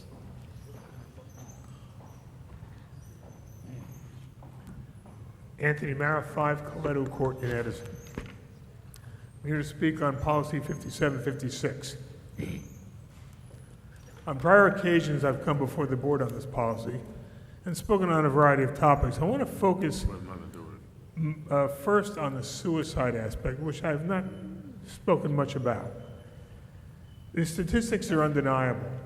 Even the LGBT community knows that the suicide risk for the LGBTQ student and generally population is much higher. Even they acknowledge it.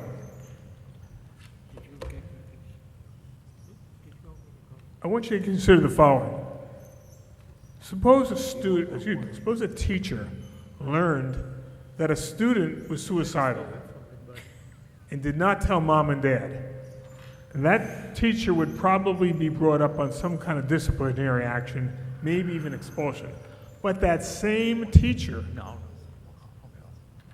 is protected by Policy 5756, even told you can't tell mom and dad if the student is going to change gender. What you've done is essentially said it's okay for a student to bring a gun to school that's not loaded, but it's wrong to bring a gun that is loaded.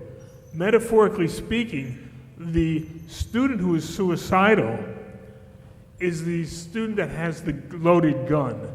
The student that is changing gender is the student that has the gun without bullets in it. I'm speaking metaphorically, but you've created a situation which is hypocrisy. You would never let a student come to school with a gun loaded or unloaded. That student would be hauled out of school immediately, probably prevented from coming back for a long time. But you've allowed a student to change gender, to enter into a lifestyle that has such a high risk of suicide, and you stop it from happening. You won't tell mom and dad. That is wrong. That is very wrong.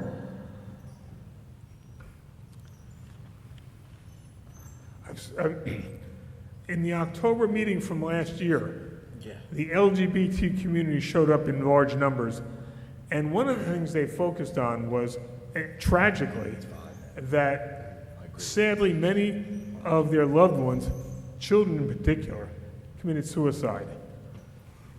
Whose heart is not wrenched from that? I mean, to say that it is heart-wrenching is a gross understatement. But what they've done is they say the blame is because of prejudice. That's nonsense. I don't need a degree in psychology, psychiatry, or any kind of ology to know that there's an internal conflict going on inside the heart and mind of that student. I've spoken about the 5th commandment several times, honor your father and your mother. The commandment in the 10 Commandments comes right after that, is thou shalt not murder. What would you say about an education policy which supports, even protects a lifestyle where it is a known fact that the individual protected by that policy runs a higher risk of murdering himself? Because that's really what this is. The suicide is murdering himself. This policy protects murdering, it protects, it's a policy where it's a known fact that the person who is protected has a higher risk of killing himself. This is tragically wrong. What this policy needs to be replaced with is a policy that supports the student in the gender to which he or she was born. There's nothing illegal about that. I'm confident the board attorney will tell you that New Jersey law against discrimination is not in any way impaired. There's one thing that's very certain about efforts to change gender. It will not change the XY or XX chromosomes that we have. No surgery, no hormone blocker will change that. We're born as a man or as a woman, and that's it. No matter how you dress it up, the student is still a boy or a girl, and his or her XY or XX chromosomes are not going to change. And that's a fact. But no, we think he can dress it up and change it. This policy supports confusion. The student says, I want to change gender. There should be no policy that says that. Now, am I saying that a student can't do it? The student is free to do whatever he or she wants to do. I wonder if the student is counseled about the risks. Higher suicide, you're not going to be able to have children in the usual way. Does that happen? I've yet to hear anything about that. And I've been coming before this board for now over a year.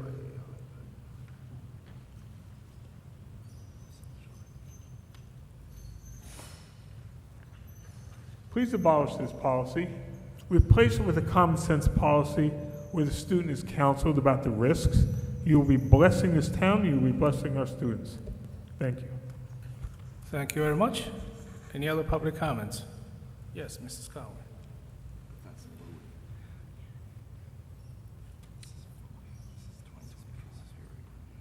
Elizabeth Conway, 20 Netherwood Circle. You had mentioned, and I was kind of disappointed because I was at the Thursday night meeting, and normally you don't come back, but I guess you did come back and the Yankee game was on and I forgot to turn the TV on, or you would have heard from me screaming from the hilt Thursday evening. I was very surprised at the outcome of one of the contractors that you hired or rehired back from, for I believe it was risk management, Alamo. When I was on the board, Alamo was one of the insurance brokers, and we had a real problem with them, and there was a lot of uncertainty, I'll say nicely uncertainty, about some of the funds. And it bothers me, and I wonder, has there been a complete change of employees and just the name is still there? Or is there a continuation of the same employees?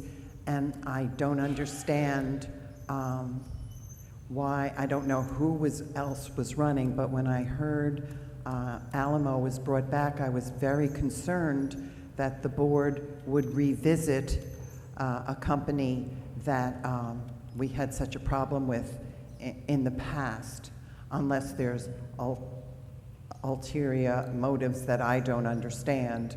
So I just needed to express my concern over the hiring of that company. That was number one.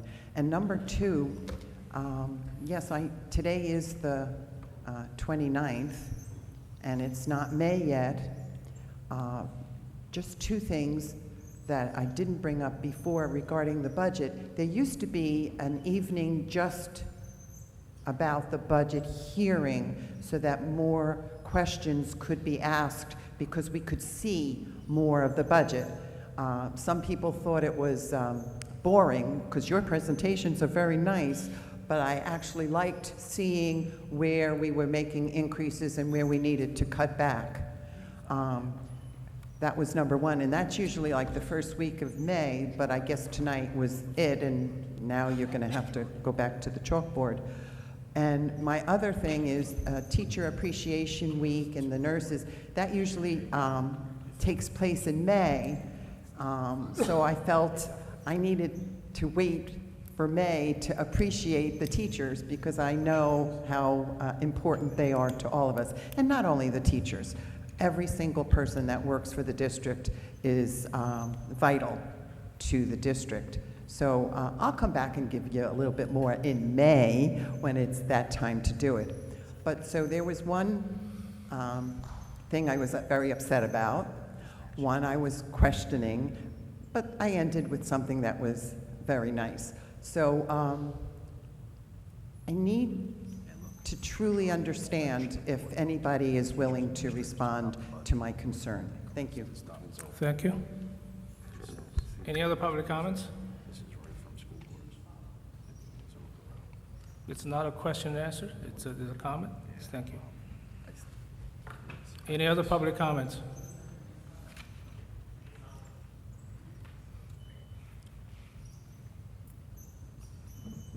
All right, this is long, so I'm going to try to shorten it up. But I do want to come in, I did come here actually to disagree with the appointment of Alamo. I'm glad Mrs. Conway brought it up and it wasn't just me, but I have several reasons why I'm not happy with Alamo. I know I had this conversation with Vishal last year. You sat next to me and I shared the emails that I'm going to read today from Dr. Bregan. I know I spoke to you about it. I know there's some past board members too that were there, so I'm going to be happy to share. But it's very long, so I'm going to tell you, I have 6 concerns mainly about Alamo. The first concern is regarding their political contributions. If anybody looks at their packets and stuff like that, last year when they tried to apply, they had over 50 political people and donated over, close to $45,000 to politicians. So I didn't like that. Also, the inappropriate communication channels. You know, there are emails from Dr. Bregan. You could just Oprah them. And he talks about how he thought it was very unethical that he was talking to board members outside of meetings regarding business issues. The third was the data breach. I don't know if everybody saw it in the newspaper, but they did have a data breach where employees' information was given out. Also, I'm not sure if anybody remembers or knows about the $900,000 blunder that they almost cost the district. If I have time, I'm going to read that one. Also, the overbilling concerns. I'm not sure if anybody knows about that either, but I'm definitely going to read that one. And then also, Eddie, the VIG. Basically, Dr. Bregan caught them doing a VIG against our employees, and Dr. Bregan was actually going to sue them. But Dr. Bregan decided to leave, so we didn't continue with that. So those are 6 main reasons, but let me talk about the overbilling. So if you go back to first of all, I want everybody to know that when you're looking at the health broker these last couple of years, the numbers varied from 125,000 to 185,000 for the year. So when you look at the resolution when they were first put there in 2021-22, we were just on the board. Dr. Bregan raised concerns to the Board of Education regarding possible overbilling. The original appointment for Alamo was a cap at $240,000 for medical, prescription, and dental services. However, Dr. Bregan determined that the Alamo Insurance Group received an additional $284,889 for stop-loss coverage. Now, if you look at what our health insurance now does, which they always did, they included the broker fee and the stop-loss. And right now we're paying Doyle for both services $147,000. At that year, we spent $527,000 on that company. I don't know how that got approved or how that snuck through. So Dr. Bregan sought to recover overcompensation amounts prior to pursuing any legal action. For comparison of current health and risk insurance brokers, again, I do want to remind, this year we're paying $147,000 versus $527 before. So with that said, I'm going to read Dr. Bregan's email, which everybody should find pretty interesting.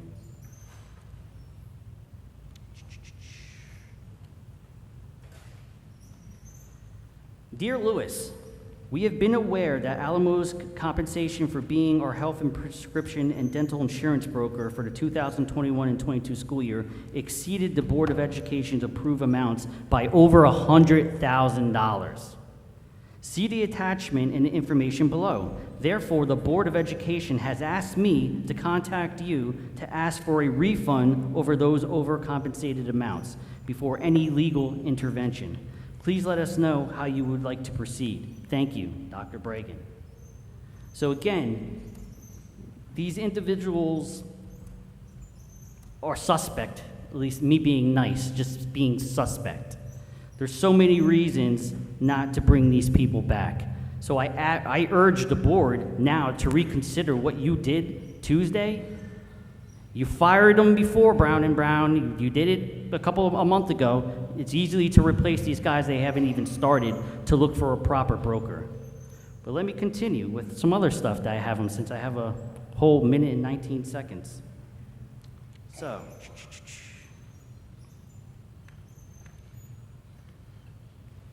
So Dr. Bragan actually brought up, he found out, and I'm pretty sure Dr. Eldarelli could back me up on this because you were CC'd on the emails as well.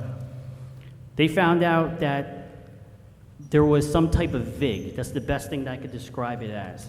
So they were charging our employees 88 cents per prescription. And they ended up doing it for a 3-year contract of some sort. I think it's through like Voyer or something. I don't know what it was. But they made something like to $47,000 a year off it, so times that by 3. So Dr. Bragan was actually looking to sue these individuals to get that money back to the employees, because it was never board approved to do that. So these are some of the conversations that I remember from Dr. Bragan. But I do encourage the public or anybody else who wants to Oprah these emails so you can read them yourself. But I don't think that these are individuals that we should be in business with. I think there's other aspects to this for some people. I don't know what it is. I'm pretty sure I do. But please consider that. And if I were you as a board, check it out before you find yourselves jammed up. Thank you. Thank you very much. Any other public comments? Yeah, Matt. Matt Rebnak, ETA President. So first of all, I just want to mention, I thought it was great having the 2 students sit together tonight, seeing the 2 students from the 2 high schools. So I hope in the future you do that rather than have them on separate ends of the table. Second thing, I do want to comment on the wonderful job that the students from TJ did, the presenters as well as the performers. It just shows again the quality of our schools and the program that these kids receive. I know, Mr. Ross, you have a strong, you have a strong future in your music department as well. The third thing I do want to mention is, again, I do thank the board for voting on and selecting the brokers the other night. You know, it was a concern I had, and I know my people did, going without a broker, and if there were any issues that came up, thank God there was nothing major over the last month. But we did have a decent working relationship, I guess, with Doyle and Keenan, and so I'm glad to see that they are back, and it was, you know, taken care of relatively expeditiously.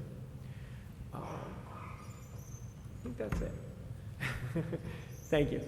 Okay, thank you. Anybody else? Public comments? See none? Motion to close public comments. Do I have a second? Second. Okay, all in favor? Aye. Okay, now we open up for board member comments. Any board members? Mr. Shi. Yes.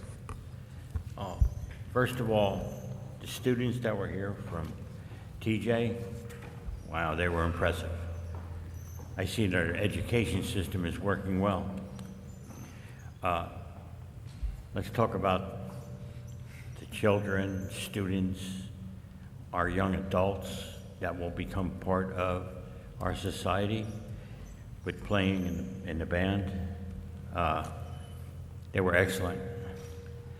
See, one of the issues that we have here is my job as a board member is to see that it runs well. Become a board member, you have to go through something called governance training. Now, governance training tells me one thing, actually a bunch of things, but what it says is that the superintendent and all of the people that work at the Board of Ed, they do the job, they do it well. We just agree to disagree at times. I voted no and I meant it. I'm quite sure I'll hear about it later, but if the superintendent says we need to do this, I just look at those students. The way that they spoke at the podium. In fact, one of them was eye level to the podium. Those are our students, and those students are our future. Our job is to see that Dr. Ed and Mr. Toth and some of the people that are sitting in the back here that do their job. And I'm proud to say that they do their job because I could tell by the way the students are actually, they're learning. The students at the end of the day is here, how they speak. It's a great, it's inspirational to know that our kids are doing that. They're coming up and they're learning. Yeah, I'm a little upset about the bathroom deal. I'm not sure I appreciate that. But the fact is that as a board member, our students are our future. As an old guy, those young students growing up, going through school, that we provide with our taxpayers' money, they will take care of us, and they will take care of the people coming up behind them. So when you take and you think about a lot of things, like I think a lot of things, I think about those kids, I think about those students, I think about moms and dads, and they really care. So I asked Dr. Ed and Mr. Toth and Mr. Tui and a bunch of other guys that are here, keep doing a good job. Make my job easier. Thank you for my term. Thank you. Thank you. Any other board members? Mr. Shi? I think I want to talk about two things. I want to piggyback on what Joe Romano said about our students. I had an opportunity to talk to two group of students for their YPAR projects. I was contacted by one team from TJ and another team from WWMS. So I came here to talk to students about their YPAR projects, and they asked me detailed questions about the AC project, right? They asked me what's the budget to implement AC in all the schools, what's the process to prioritize some schools over other schools. So the amount of research they did really impressed me a lot. And the second group of team was from WWMS, and they were trying to interview me or get some information about student voice in decision making. They asked me what all of us are doing to listen directly from the students. Of course, they knew that we have two high school students sitting here in every board meeting, and they wanted to know what else we are doing to get the direct feedback from the school and from the students. And they asked me, can middle school students be part of that voice, right?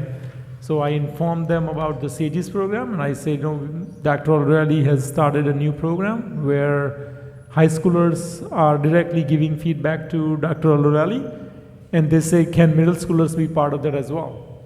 So food for thought for Dr. O'Reilly, and see what he can do to include middle schoolers.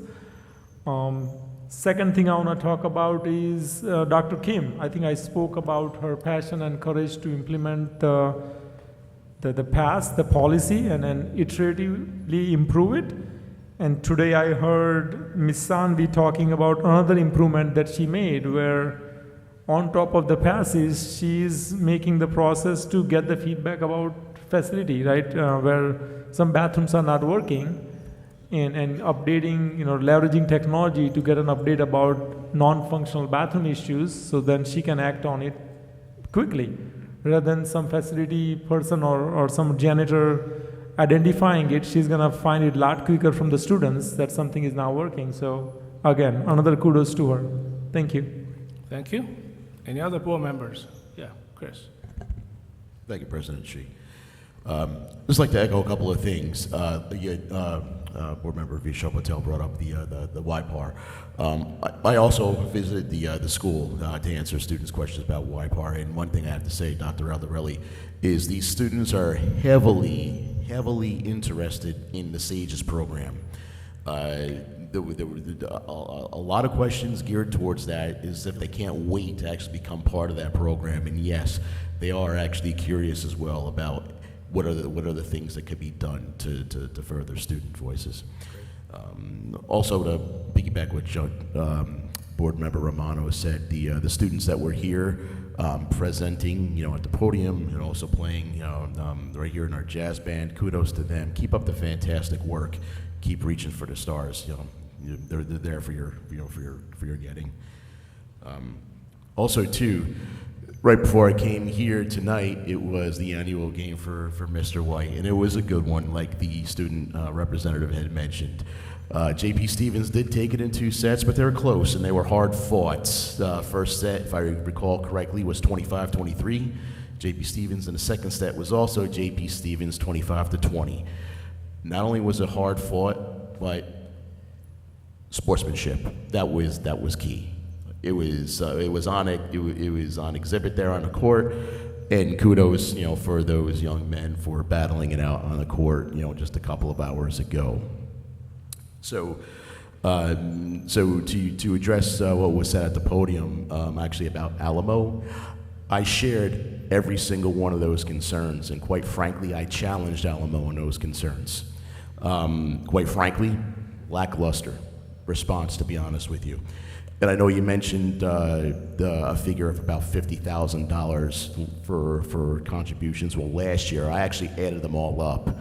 If I recall, it was $74,600. So you could add another almost $25,000 to that. So some people are surprised, to see, that broker replaced, and I actually called it predictable. I actually held up the emails and the ratings from the administration last month, showing that Alamo was last. Alamo was not favored last year, and they weren't the administration's recommendation again either this year. So that's what I could say about that. Thank you. Okay, any other board members? So I just want to say a couple of words here. If you look at board policy 0153, it was revised last September 2024 when Brian Rivera was the chair of the policy committee. It's called annual appointment. There are 11 items in this policy. Let me read some of them. The Board of Education may annually appoint the following positions, listing 9 of them. Number 10, an attorney. Number 11, an insurance broker / agent. This is in the board policy. To talk about, 0% tax increase, Mr. Rivera was on the board for 3 years. He did not do anything. He did not say anything about the 0%. Excuse me.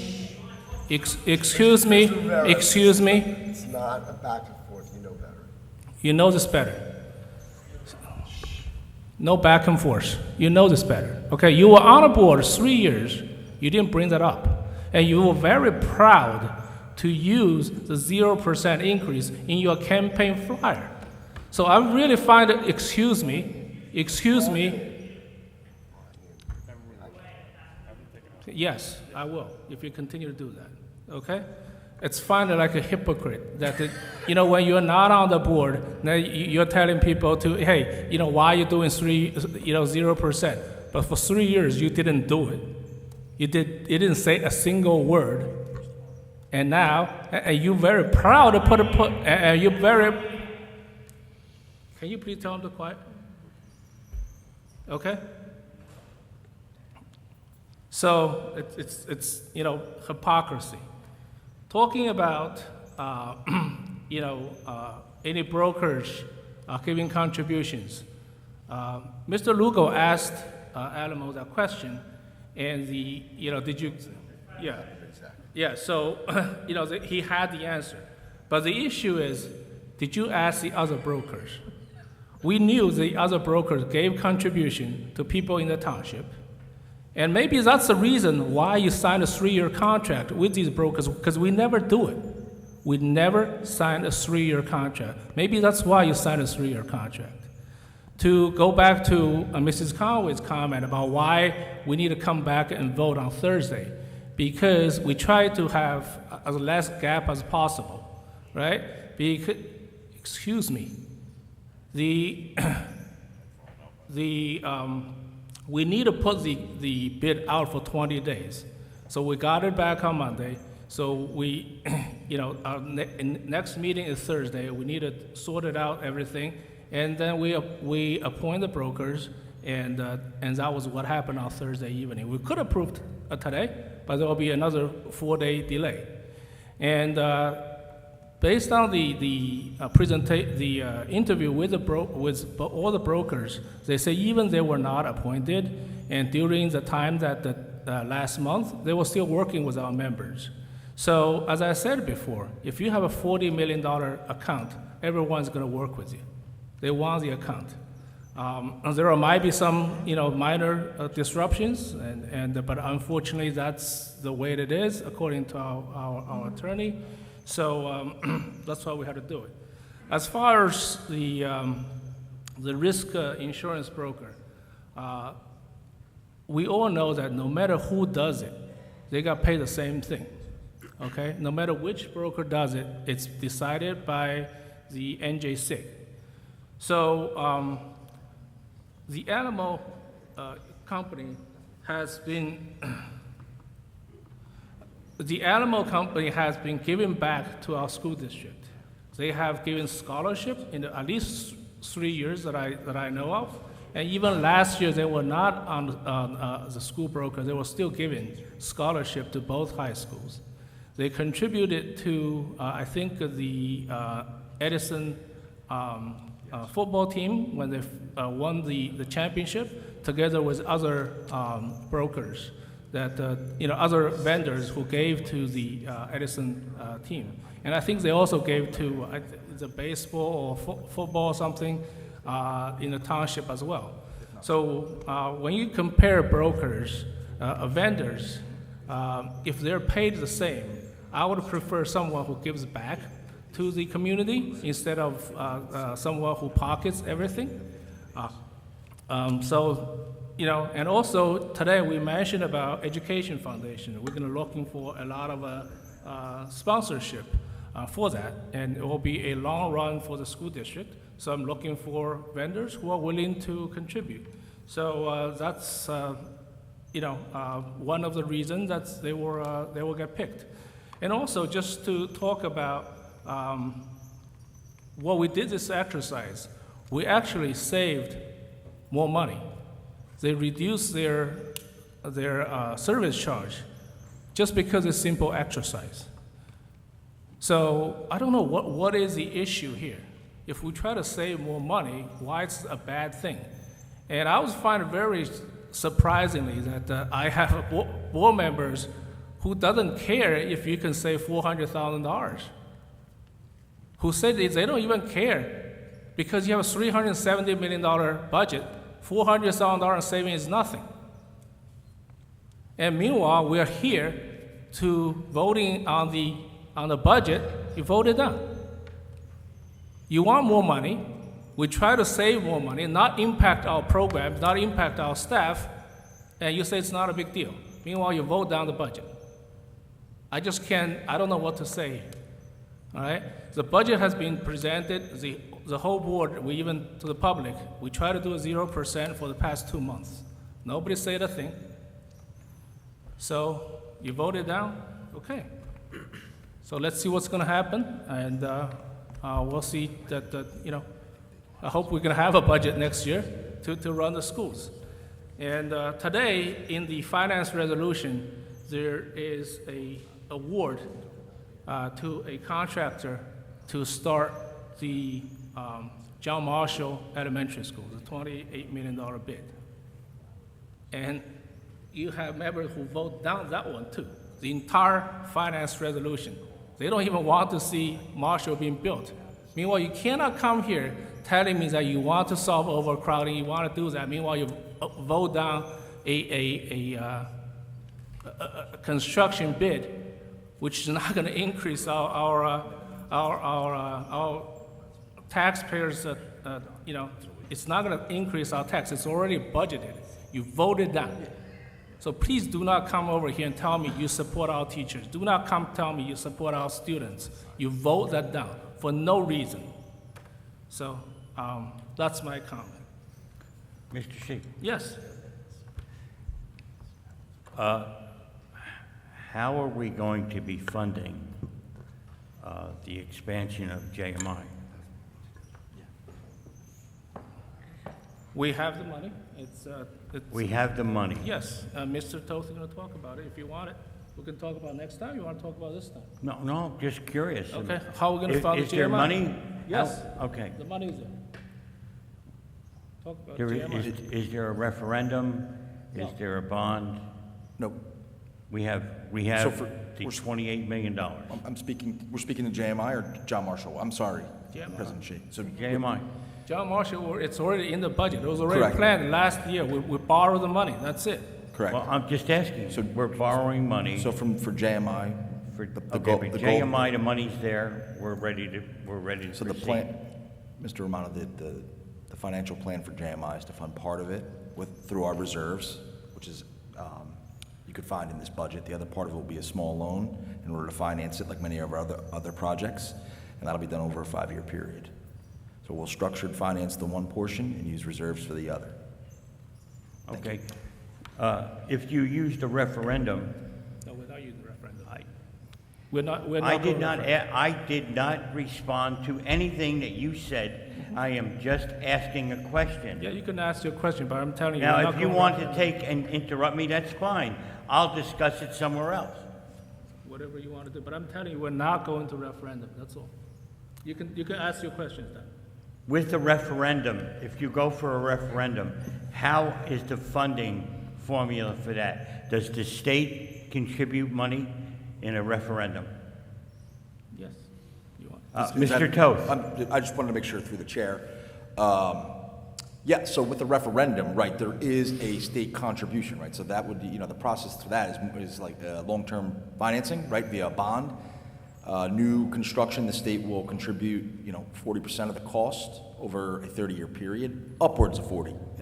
Renovations could be less, but there is a state contribution that you will receive annually over the life of the bond, which is. So the taxpayer, brought out, the taxpayer, in a referendum, the taxpayer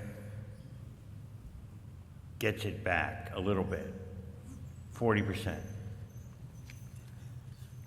40% of upgrades, 40% of $139 of the first $139 for new construction.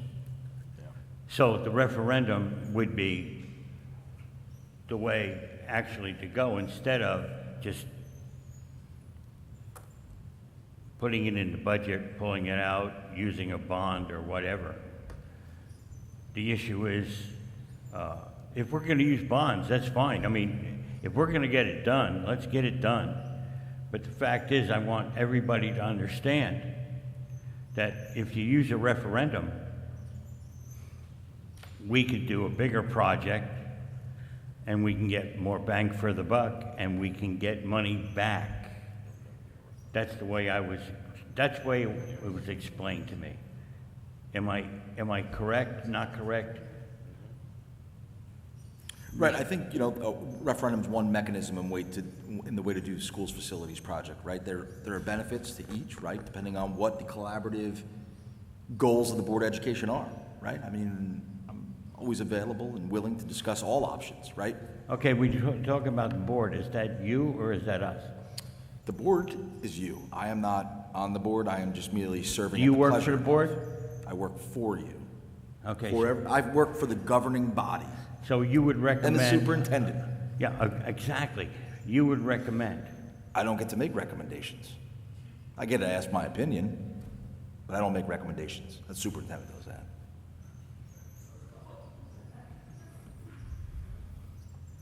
Okay. Any other public comments? I still got that 10-minute bathroom thing. Okay. Any other public comments? See none, can I have a Motion to motion? close. Okay, do I have a second? I second. believe there was somebody who wanted to speak. Okay, so, all in favor? Aye. All right. So the meeting, can I have a motion to adjourn the meeting? Motion to adjourn. We gotta announce the vote. Right. You want me to take it?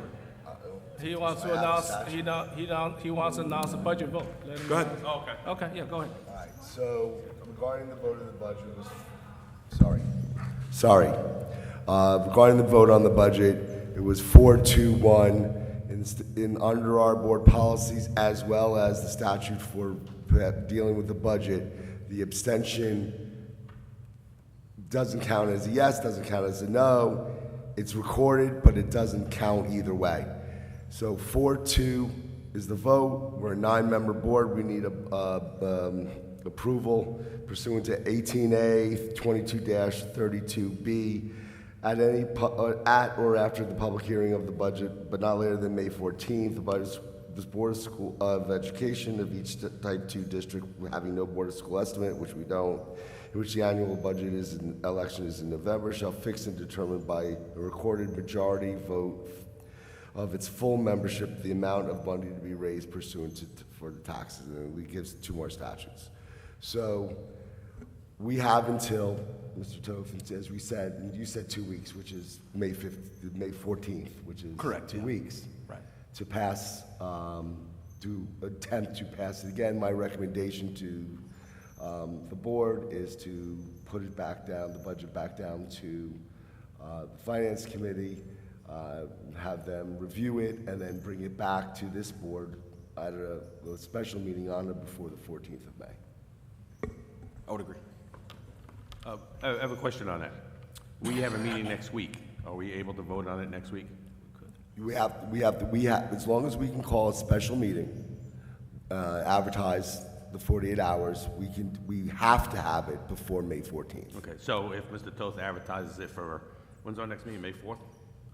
Tuesday. Yeah, next Tuesday we have. May 4th, so if it's advertised, we could have it May 4th?